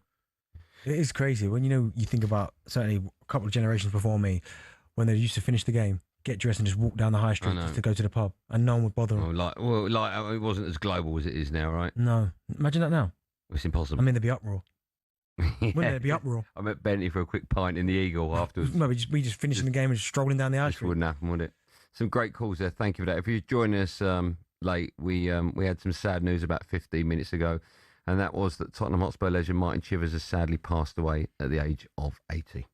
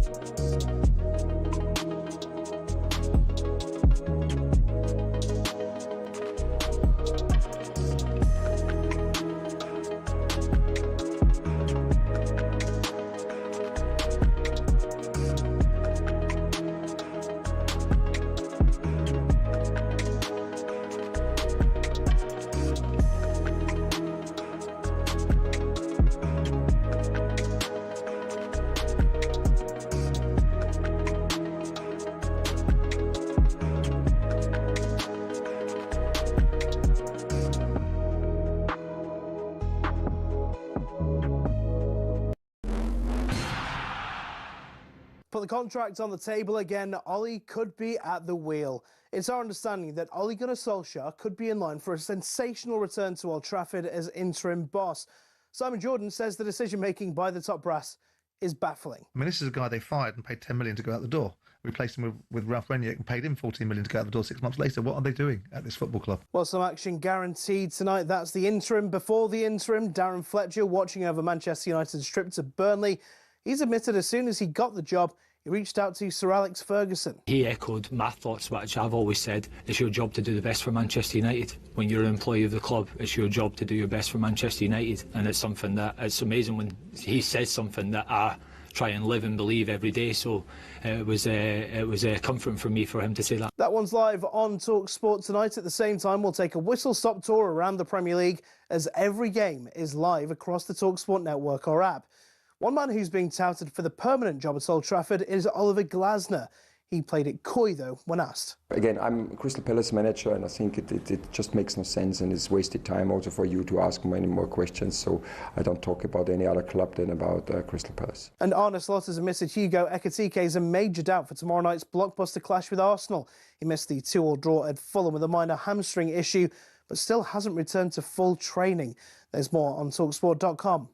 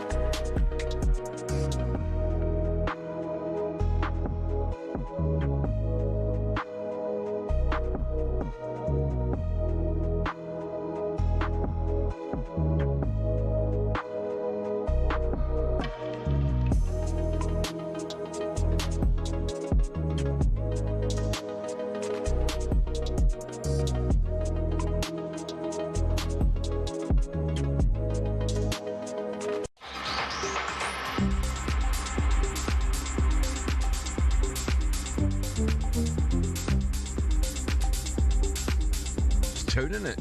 Tuning it, Jack. Jack's little face, look at him. This is Driver talkSPORT, me, Andy Goldstein Darren Bent alongside. Still to come and have some fun with the best of talkSPORT. Yes, we will have fun with that. But now, right, let's have a little look ahead to some of the other Premier League games live across the talkSPORT network tonight. What a big night of football it is, and a reminder that you can hear every single game on the talkSPORT app. I mean, that's ridiculous. We've got every one, but we have. Let's start off with Palace. Your pick of the night, bizarrely, Palace against Aston Villa. It's live over on Talk Radio, or the talkSPORT app. Villa go into the game. They are third in the league, 6 points behind leaders Arsenal. Meanwhile, Palace, they are 14th without winning their last 7 in all comps. Their gaffer, Oliver Glasner, he's been speaking to the media ahead of this game, and he discussed his future at the club, consistently being questioned with his deal up in the summer.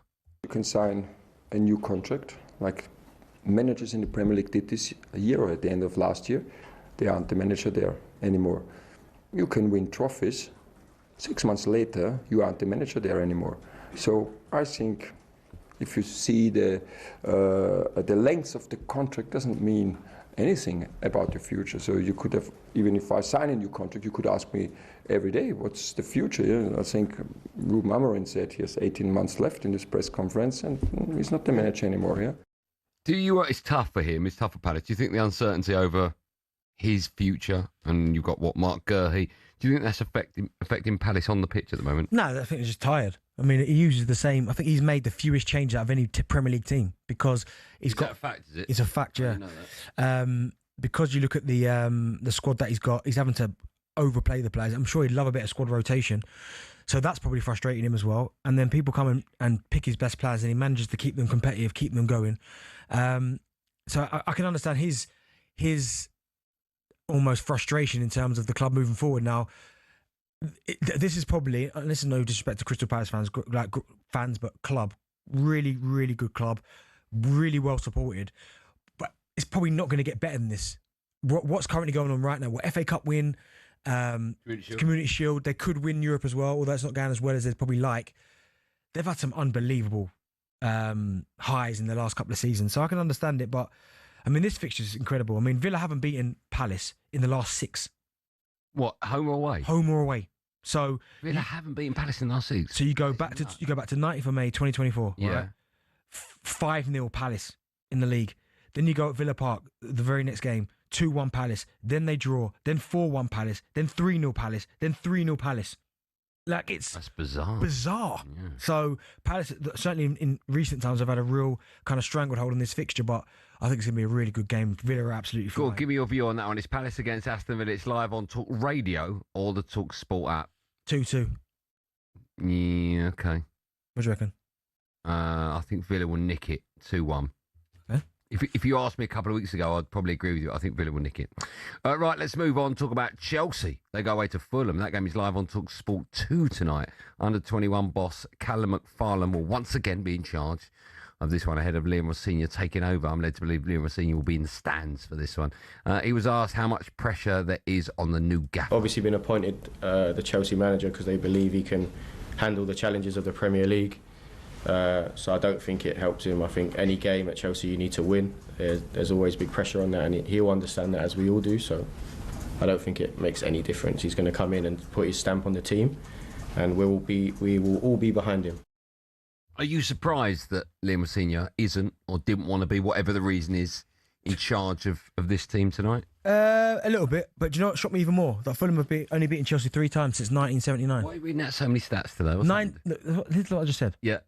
Fulham have beaten Chelsea 3 times since 1979. But they've not always been in the Premier League, the same division. Okay, for large spells, they've been in the same division. Yeah, okay, that's fair.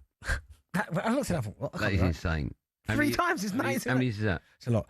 But no, 80, 21, 46 years. 3 times.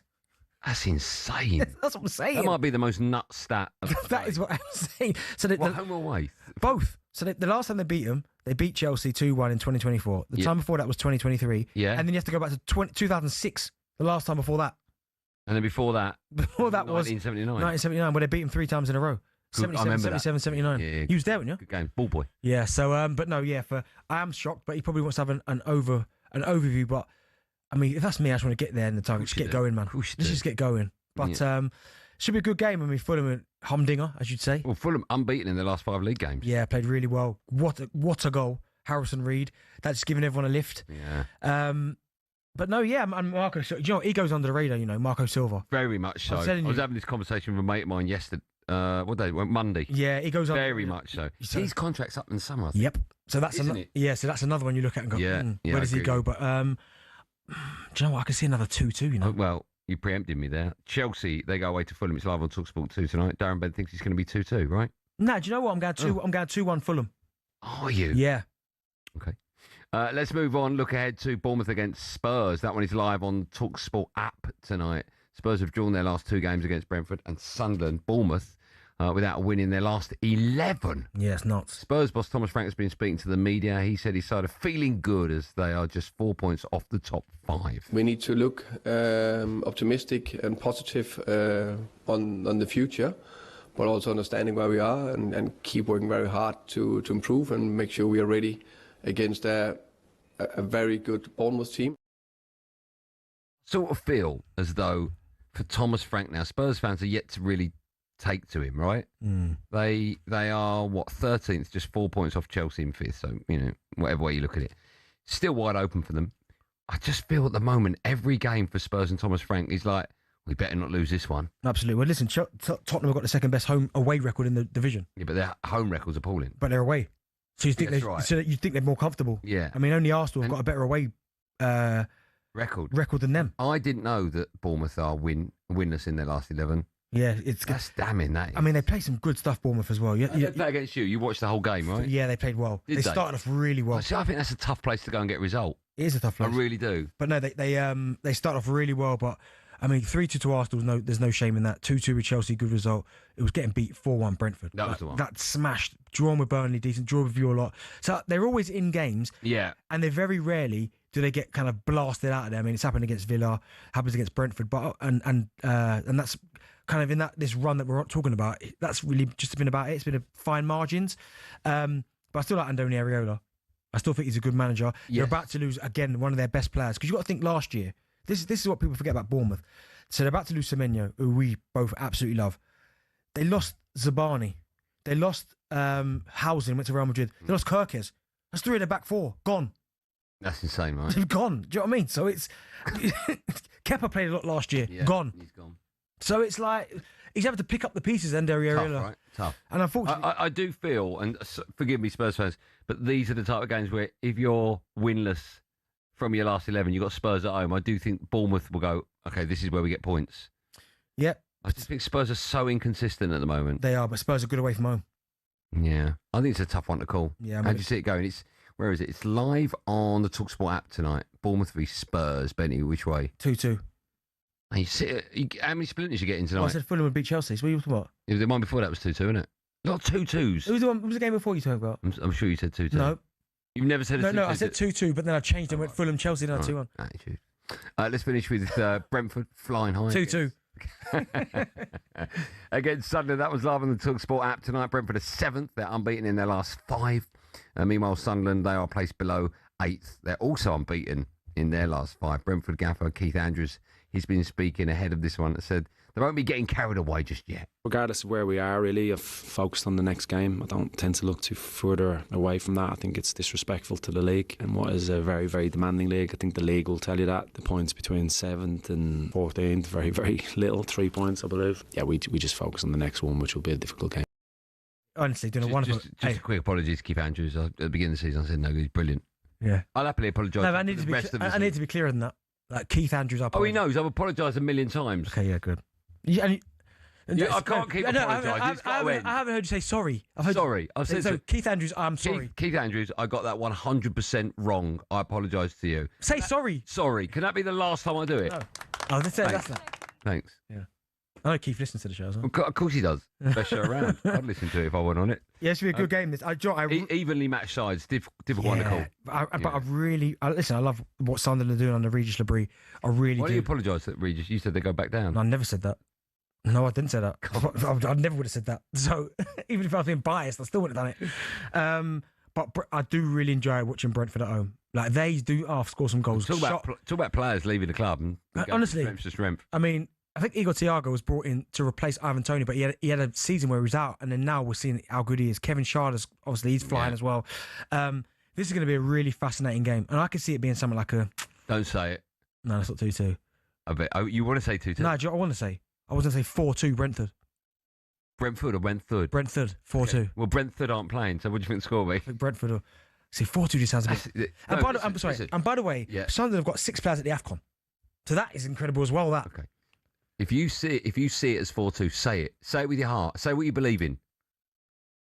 If you see 6 goals and 4 of them for Brentford... Yeah. I'm going Brentford. Say it properly. Brentford. I'm going... Say it, Benny. I'm going 3-1. Who to? Brentford. Say it properly. Brentford, 3-1. Yeah. Okay. What do you think of that one? I think 2-2. All those games are live on the talkSPORT network somewhere. It's either here, talkSPORT 2, or on the talkSPORT app, or all 8. All 8 will be across all 8. That is unbelievable work. Still to come on Drive. We'll hear Alex Crook's life motto. Sometimes it's better to be lucky than good. Brilliant. We'll also hear Gabby Bonner's advice for staying safe in the cold. Oh, you had 10 centimetres of snow, did you? Whoopie woo. We got flooding. Get on with it. Not very nice. And we'll ask what is next for this man. And it's courtesy of the man making his first start for his new club, Harvey Elliot. All that and loads more coming up. The last hour drive on talkSPORT. Me, Andy Goldstein Darren Bent. When we come back, if you ever wonder where the best bits of talkSPORT are hidden, they're hidden next. They're 5:45 every single day on talkSPORT, and it's coming up right after this. All down to a certain talkSPORT colleague's golden pace.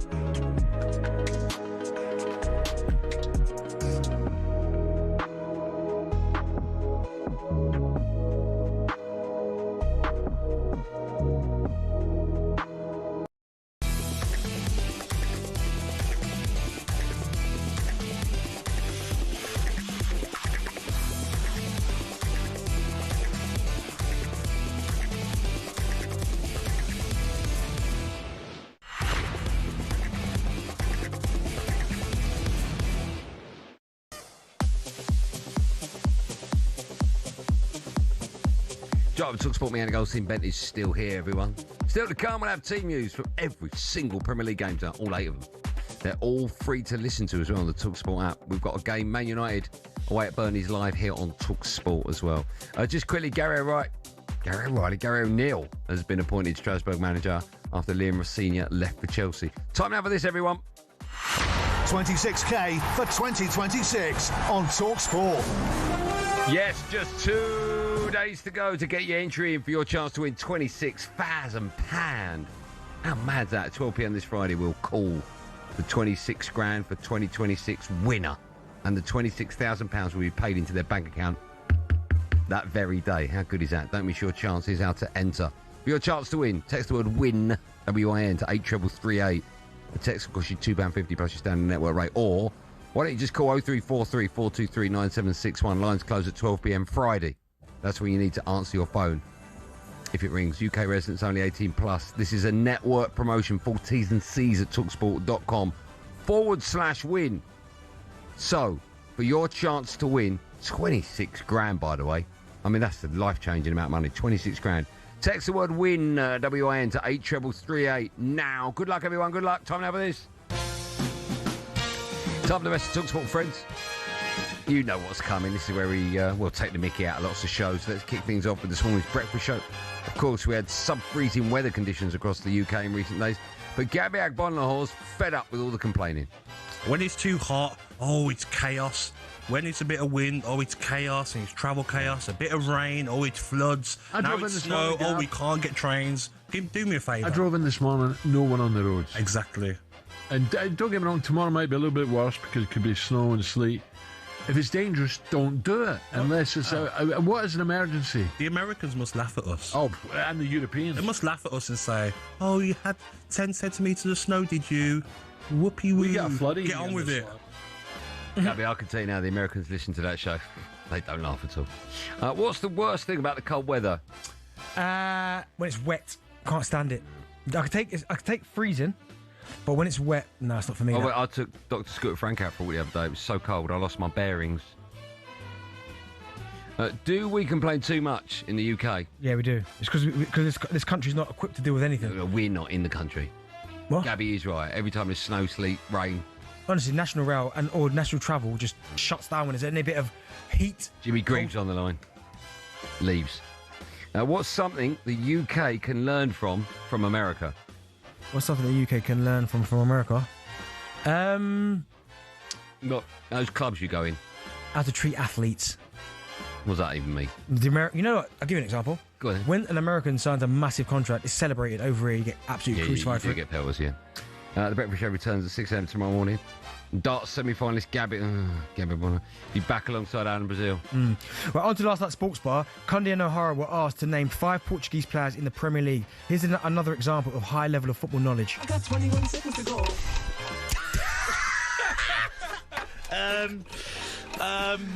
Bruno Fernandes. I'm giving you my best shot. Who's the goalkeeper in for Wolves? Don't go straight at Wolves. I don't know. Where's he with the beard? He's got the Pablo have just signed at West Ham. I've got Nuno Espirito Santo as a You had to go to managers. Jeez. What's something you've learned from listening to the sports bar? I learned a lot from that. I listened to the show and I think don't recreate any of that. Who's the most knowledgeable presenter duo at talkSPORT? Duo? Yeah. Knowledgeable for football? Well, just knowledgeable, it says. It doesn't say... You and me. White and Jordan? No. Us. Okay, fair enough. What's the best... I'm surprised we haven't had like a quiz, a sports quiz, between each group of... It'd be good fun, that, for charity. Yeah. Love that. Yeah, I'm glad I got that sentence out in one go. Yeah, what's the best thing about Portugal? You wouldn't know that because you don't go there. Port. I've been to Portugal loads of times, mate. Played golf. The best thing about Portugal? The food's beautiful. Port. No, that's not the best thing. By the way, if you got a chance to get white port and stick it in the fridge, oh my goodness. The chicken ever in Portugal is unbelievable. Peri. Woo. Serious. Remember, Jamie and Jason will be back at 10:15 tonight following an incredible 8 matches in the Premier League, all of which you can listen to on the TalkSport app. On yesterday's show, we heard a bit of the very first boot room presented by Darren Bent. Well, your old co-host Alex Cook has been in touch with some reflections on the show. I can only compare it to being Elton John's songwriter. I'm obviously the brains behind it. I do all the work, and then you stand up and take the glory. Even though you couldn't read from a script, struggled to throw to adverts, introduce news bulletins, stumbled over your words when introducing guests. But look at you now, in the big chair with Mr. Goldstein on drive. Just shows sometimes it's better to be lucky than good. What do you make of Cookie's feedback there? Listen, you've got to I take all forms of criticism or feedback as constructive, because you've gone to the next level. He's effectively called you Elton John, which is like the biggest compliment you can get if you're a fan of music. Exactly. I mean, he didn't write anything. I handpicked him, by the way. Did so you? Do you know what? What did you do to him? But John, that's funny, right? Yeah. So obviously I'm sitting here now next to you, and I'm very grateful for. Yeah. He wouldn't have got that chief football correspondent, it weren't for me. No, I know. Handpicking him, I want him, that guy. Well, you were the first person who showed him how to copy and paste from a BBC website. I showed him Fabrizio. I know. And then I showed him Ornstein, who's the guy. And it was like, just copy and paste. No, I said, quietly, so no one can listen to. I said, listen, Crookie, go to a guy called Ornstein, right? Yeah. He's the guy. If you just copy and paste him, he will get you to the top. And he's gone, do you know what? I'll do that. Well, he started sending out my tweets because he's obviously gone Goldstein. Got that wrong. If you could start a new show with any talkSPORT presenter you haven't worked with before, who are you picking? What would the show be? Who I've not worked with before? Yeah. I'd go probably with... Tough question. It is, because I've worked with probably everyone. You haven't worked with everyone? At some point, I have, yeah.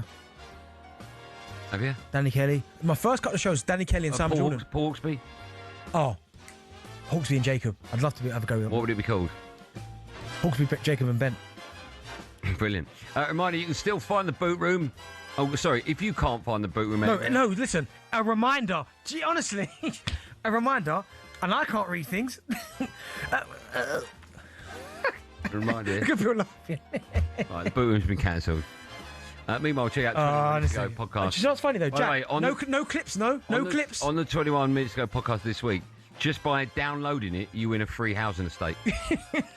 How good's that?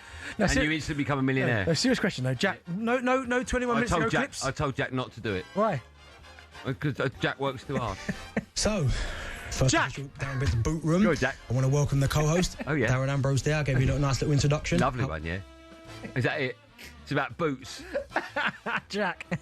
Last hour of our show is coming up. We have got eight Premier League games tonight. We'll have team news ahead of every single one of them. Stay where you are. There's no particular story about this boot or this train I've got on my foot. But listen, every week I'll be showing you a picture of what's on my feet.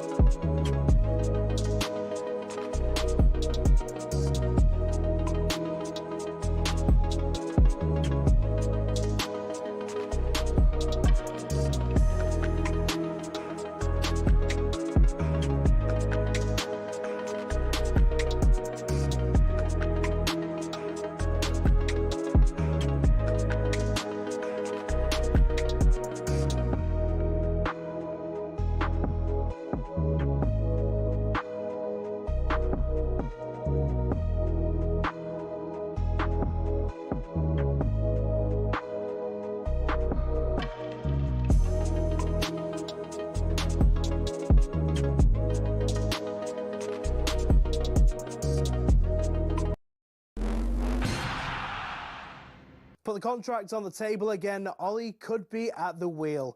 It's our understanding that Ole Gunnar Solskjaer could be in line for a sensational return to Old Trafford as interim boss. Simon Jordan says the decision-making by the top brass is baffling. I mean, this is a guy they fired and paid 10 million to go out the door. Replaced him with Ralph Rangnick and paid him 14 million to go out the door 6 months later. What are they doing at this football club? What kind of decisions are they making? I mean, I'm sure he's a fabulous fellow. Well, some action guaranteed tonight. That's the interim before the interim. Darren Fletcher watching over Manchester United's trip to Burnley. He's admitted as soon as he got the job, he reached out to Sir Alex Ferguson. He echoed my thoughts, which I've always said, it's your job to do the best for Manchester United. When you're an employee of the club, it's your job to do your best for Manchester United. And it's something that, it's amazing when he says something that I try and live and believe every day. So it was comforting for me for him to say that. That one's live on talkSPORT tonight. At the same time, we'll take a whistle-stop tour around the Premier League as every game is live across the talkSPORT network or app. One man who's being touted for the permanent job at Old Trafford is Oliver Glasner. He played it coy, though, when asked. I also can't give insider information because then I'm breaking my contract. So, again, I'm Crystal Palace manager and I think it just makes no sense and it's wasted time also for you to ask me any more questions. So I don't talk about any other club than about Crystal Palace. Crystal Palace are hosting Aston Villa live over on Talk. For a full list of all of tonight's fixtures, download the talkSPORT app. Now, Harry Redknapp has told us he'd be more than willing to swoop in to try and save West Ham. I'd work for nothing. I mean, I'll be honest with you, I'd go in. I love it. I'd go in anywhere. I'd not be West Ham. I'd go anywhere. If someone rang me out, I'd go and do it for nothing. I really would. I'd enjoy it. You know, it's not the money. I'd enjoy going in and being around the players. I love it. We've previously reported that Nuno's job could be in jeopardy unless the results improve. Last night's agonising defeat to Forest means they're 7 points from safety with 17 games to play. And Arne Slot has admitted Hugo Ekitike is a major doubt for tomorrow night's blockbuster clash with Arsenal. He missed the 2-2 draw at Fulham with a minor hamstring issue, but still hasn't returned to full training. There's more on talksport.com.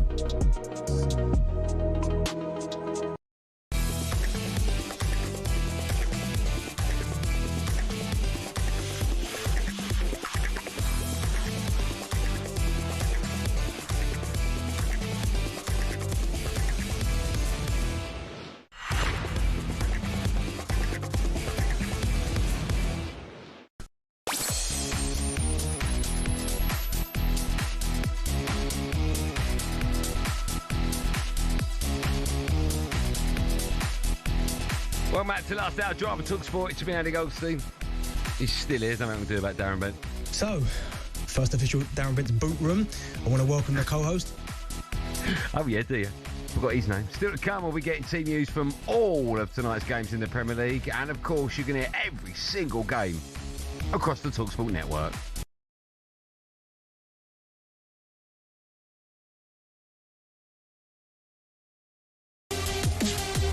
There's limbs everywhere, and it's rifled in by Buendia. Oh my word! What a goal for Fulham! Pocket of space for Foden. He gets onto his left foot, drives it to the far corner. It's a world-class finish from a super player. Getty with a curler! What a moment! Cunha down the right-hand side, into the area, slips it under the goalkeeper, and in. Ruben Amorim sacked. Across into the near post, and the header is sent in by Christian Romero. Mateus Mane has made it 3-0 to Wolverhampton Wanderers. The run comes to an end, 252 days without tasting victory. He's Cavalier and he'll score! In towards Gravenberch! High to the six-yard box, and the header is in! Urian Timber! The greatest drama in the world. This is the Premier League. Oh yeah, this week the talkSPORT Network brings you live commentary of every single Premier League game tonight on talkSPORT right here. You can hear Burnley, they take on Man United with Fulham against Chelsea. That one's over on talkSPORT 2. And every other game tonight is live on the talkSPORT app. Just hit the live games tab so you do not miss a thing. And tomorrow we bring you a massive game. Arsenal host Liverpool here on talkSPORT. Right, let's look ahead to one of tonight's games in more detail as Palace go to Aston Villa, but one man who won't be involved is Harvey Elliot, who is on loan at Villa from Liverpool. He has played just 5 games since moving in the summer. There is an obligation in the deal for Villa to pay £35 million for him if he plays 5 more games. That's 10 in total. As a result, he hasn't featured since, the 2nd of October. Sorry. 2nd of October. When Arne Slot was asked about the situation, he insisted that he was a Villa player. Unai Emery was asked about Elliot last week and said he hopes they can find a solution. I am respecting all I can because he's a very good professional, very good guy, very respectful guy. But the situation he has with us is something I must take a decision, but trying to damage as less as possible the player because he's a very good player, he's a very good person, and he deserves the best for him.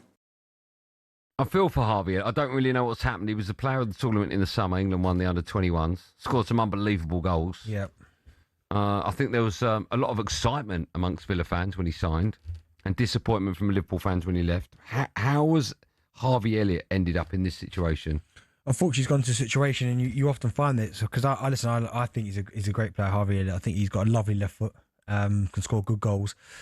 But you find this sometimes when you've got because at Liverpool, he was never one of their main players. He had a period where he was flying, scoring goals, but he was never, when you pick their best 11s, he was rarely in it. But he was always coming off the bench, having a big impact, right? And sometimes you get players that have been at big clubs and obviously played their part in maybe winning titles or just being around these type of players. And then when it's time for them to almost leave the nest and then go and stand on their own 2 feet, and Villa's a big club, it sometimes doesn't work out that way. It's almost like they can't elevate the same levels they showed while they were at Liverpool going to someone like Aston Villa. And also that coincided with players that play in his position being absolutely incredible. That's because when you look at Harvey Elliott's best position, I'm not quite sure, is it a 10? Well, if it's a 10, you look at the way that Villa play, you got Morgan Rogers there. He's not playing ahead of him. McGinn plays off the right sometimes, Buendia, or Morgan Rogers can shift out to that left-hand side. Buendia can come into that hole. Kamara plays holding, Tillemans can play holding, even McGinn can do that, Onana. It's almost where do you fit him in now? I thought he'd have had a few more appearances, but even when you look at Harvey Elliott and you look at some of his, certainly the last times he was involved, because he has had an injury for a little while, the last time he was on the bench was when? Was Young Boys, 27th of November. When you start going back to that, he was on the bench in that game, didn't come on. Bench in the 6th of November against Maccabi Tel Aviv. Go Ahead Eagles. A lot of his involvements, he's been on the bench. He played 4 minutes against Feyenoord, and that was back in October. So it's like he's gone there, and it's always, it's the worst thing around. It's happened to me before when you go on loan somewhere and you go, right, I'm going to play some minutes, get myself fully fit, and then try and force my way back into the Liverpool team, or hopefully Aston Villa buy me, or I'll go elsewhere. It's the worst when you go on loan and you don't play, because it just reflects badly on yourself. I do think that part of the problem is the deal that's been set up. So he's played 5 games. If he plays another 5, there is an obligation for Villa to pay £35 million, right? I don't know why agents, I don't know who his agent is, I don't know why agents do deals like this, because it leaves a door open for the club that he's on loan at to not play him after 9 appearances, if you know what I mean. I understand what you're saying, because you're being quite, I don't know what you mean being quite cynical with it, and you're right. But it's happened before, hasn't it, in terms of... Well, Callum Wilson's another one, right? He's on a pay-as-you-play. Well, I think they're going to cancel his contract. I know, but I'm saying, again, pay-as-you-play. Yeah, but that makes sense, though, because he's always injured. I get that, but if a club want you, yeah, then let them go, believe in you and have faith in you. But this is the thing, I think, sometimes you've got to be honest, right? And I think it would almost be a non-starter. Say Harvey Elliott had gone there, and again, I'm a big fan of his. I think he's a lovely kid, right? Good player. Say he'd gone to Villa straight away, day one, and started smashing it, and he was in the team all the time. It's not even a conversation. We're only talking about this now because if he'd played a big part in Villa being where they are and coming on, scoring goals, starting games, Unai Emery probably would be like... I know, but 10, not 10, because you won't get to 10 unless you're convinced. Let's say 7 games, right? He's got to prove himself in 7 games for the managers to go, let's keep playing him. Of course. Right, okay. You know as well as I do, there are so many players when they go to a new club, new surroundings, new teammates. You've got to get used to it. You don't get given that many opportunities.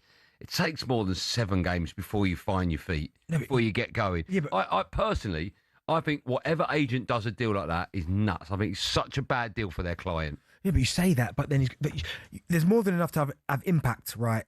Like, you've got to have an impact. So. No, sorry. Here's my view, right? You're Aston Villa. You phone up Liverpool. We want Harvey Elliot. Yeah. Do you want him? Mm-hmm. Yeah. Have you seen enough of him? Yeah, I saw him at the under-20. I thought he was brilliant. I've seen him in Liverpool shirt. He's great. Okay. This is the deal, right? Oh, well, we'll only pay it. No. Do you want him or not? Because if you want him, that's how much it is. Why an agent would go, listen, I know I know the agent would have gotten the best deal he possibly could. Well, that's not the best deal. No, it would have been, because we had the same agent. So I know. Is he your agent now? Yeah, no worse. But that's not the... I don't know him, so I haven't got a dog in the fight, so I'm allowed to talk openly. We had this, like... I bet you didn't have that deal at any club. No, but it's different then, because I was a goal scorer. I know, but if you're an agent, right, an agent is to do the deal. This ain't a deal. No, but this is open. No, but this might be... Hold on. This deal, right? I know we should make the agent. I don't know. I didn't know. No, my point is that it works well for both parties. No, it doesn't. It does. Well, Harvey Elliott would have said no. No. The agent has to look after the best interests of Harvey Elliott. Okay. Well, he's in no man's land. Okay, he's in the upside down. If Harvey Elliott, and this is one thing. Where's Harvey Elliott's career right now? This is the thing I'm talking about, right? Is that secure your client's future? No, but the point is, you're missing the thing that never did I have a deal, right, where he came to me and said this on the table, and he's gone, I think you should take it. His first question to me was, this was on the table. What are your thoughts? He never dictated to me. No, I know, but Harvey Elliott might not be savvy enough to work out what's a good and bad deal. No. I'm not a football agent. I'm not a football player. I'm telling you now that after this deal has happened, right? Liverpool don't want him back, and Aston Villa don't want him. So where's his? Name the club he goes to now. Where's he go now? No, that's the problem. Harvey Elliott would have been understood this deal because he would have been explained to him how it works, and he would have backed himself and gone, I'm going to Aston Villa, and I'll force myself in the team. I'm coming from Liverpool. I've got the experience in terms of big games. I can go and have an impact. And sadly for Harvey, at the minute, up until this point, he hasn't done that. Which is why he's... Like, Unai Emery, I think, I look at him, and I've listened to him speak, is a fair guy. He's a lot more savvy in terms of what goes on in training and what doesn't. And if he feels that he hasn't had an impact or can help the team, that's not the deal's fate. That's Harvey Elliott. No, but the agent, he has to look after the best interests of his client. Well, we're talking about Harvey Elliott. What next? Where's he go? We shouldn't be talking. Whose fault's that?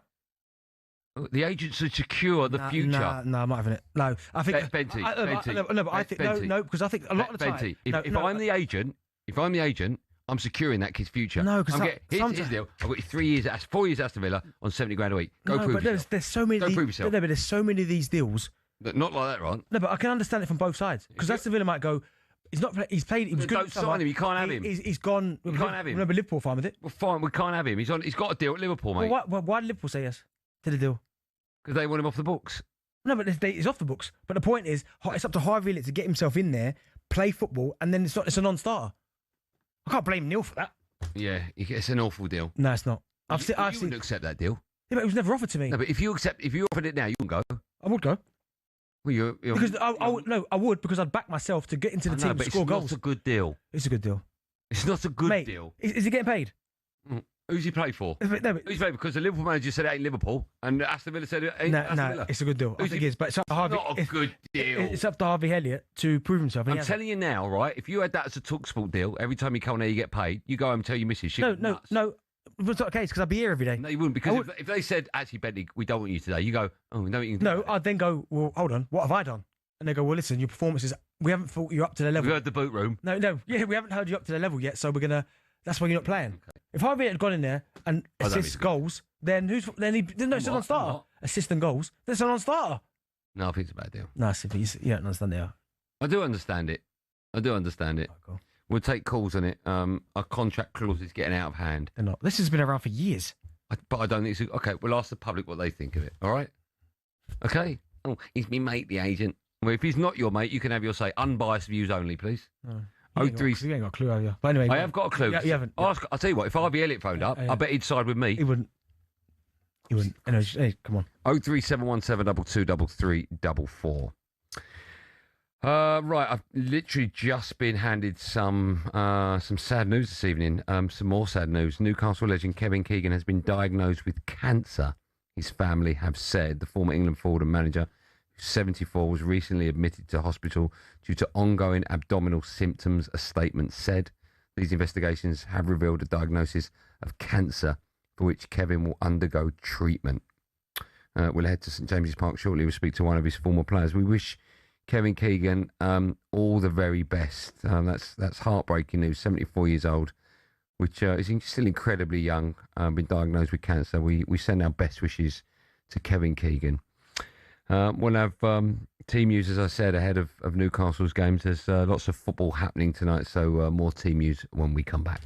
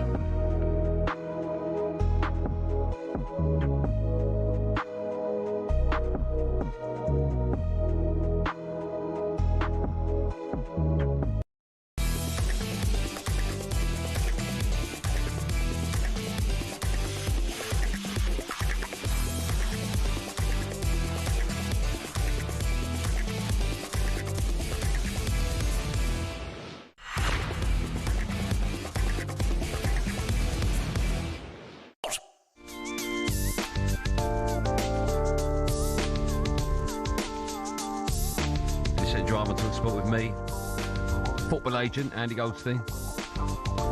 Darren Bent alongside. You never be mine. Mate, I'd say I'll make a great football agent. I'm telling you, I want to. You ain't doing no. I ain't doing no pay-as-you-play deals. I want to earn my stripes, man.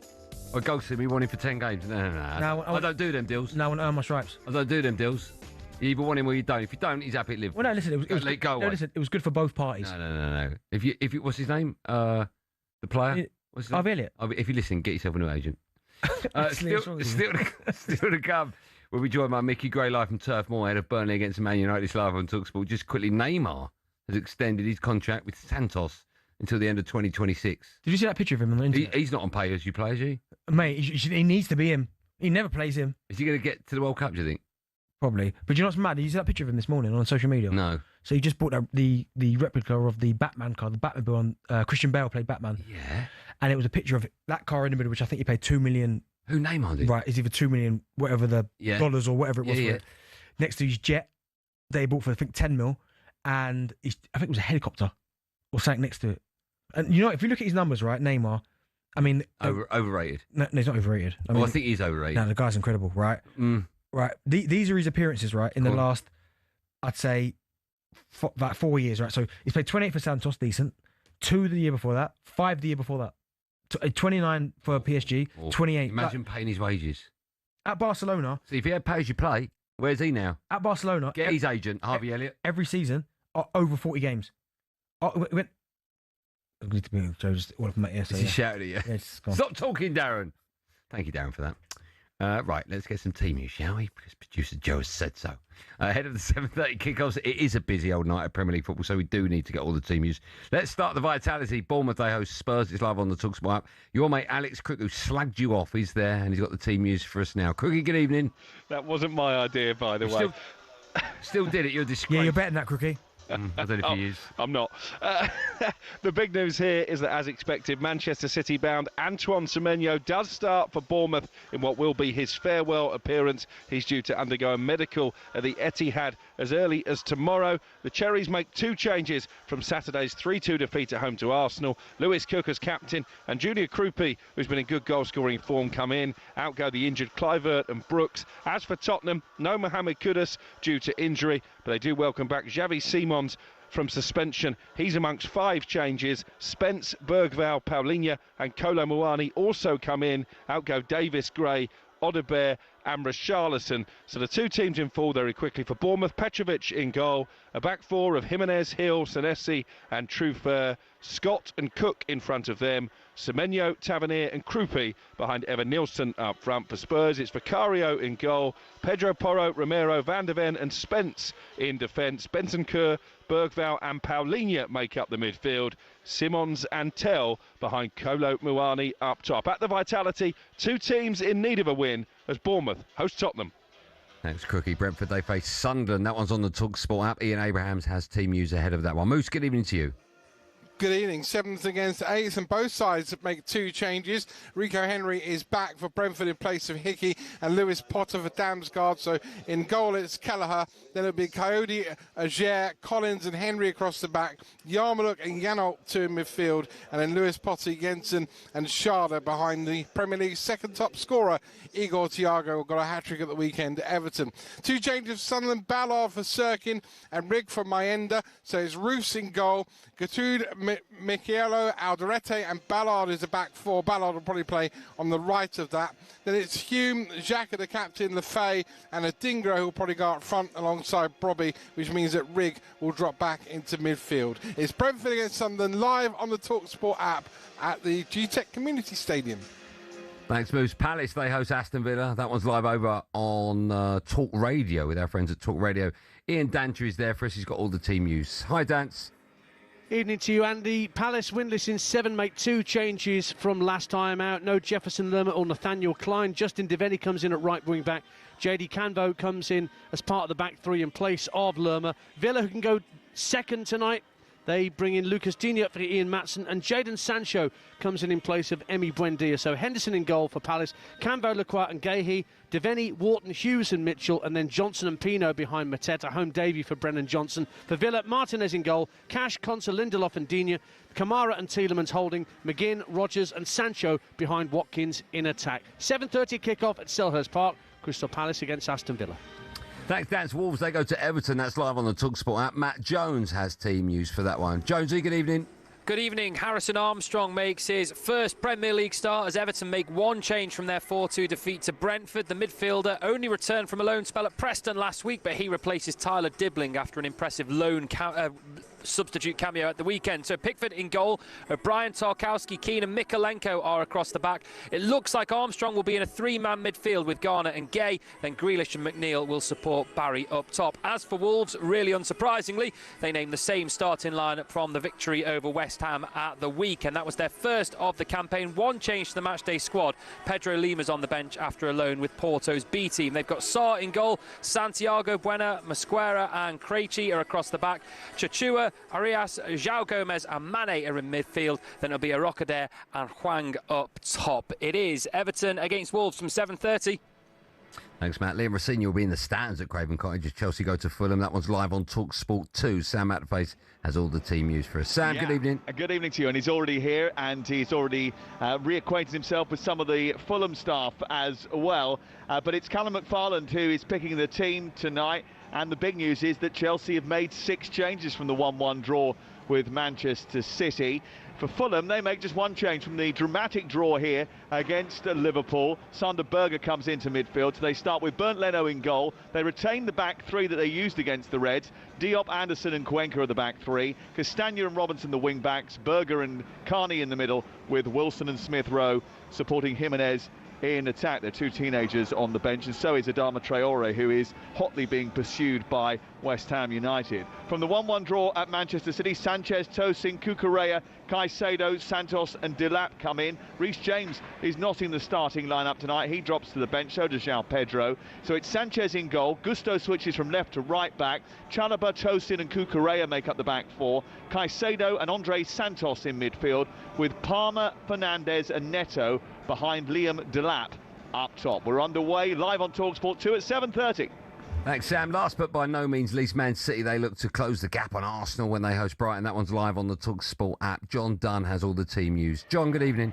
Good evening, Andy. It is a City debut for 20-year-old Max Lane, recalled from his loan at Watford to help with City's defensive injury woes. Ruben Dias and Josko Vardiol ruled out with injury for City. For Vardiol, could be quite a long-term one. 5 changes in total from Sunday's draw with Chelsea. O'Reilly, Rodri and Cherki moved to the bench. Coming in for City, as well as Elaine, are Kusanov, Ake, Gonzalez and Doku. There is a start for Pascal Gross since returning to Brighton in the January window. One of 3 changes from the win at home to Burnley, with De Kuyper and Hinshelwood also coming in, replacing Veltman, Gruder and Kostulas. Here at the Etihad Stadium, 7:30 kickoff. Man City and Brighton. Good work. What a busy night of football. Reminder, the boys on the Sports Bar from 10, maybe slightly late, about 10:15, will be taking your calls on every single one of those games. Still to come on our show, we'll be joined by Mickey Gray live from Turf Moor, ahead of Burnley against Man United. That was live on talkSPORT. First, it's time for No Googling.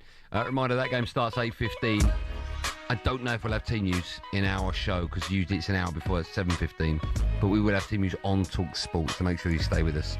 Right, we want to know which player holds the record for scoring in the most consecutive Premier League games against a single opponent. Does that make sense?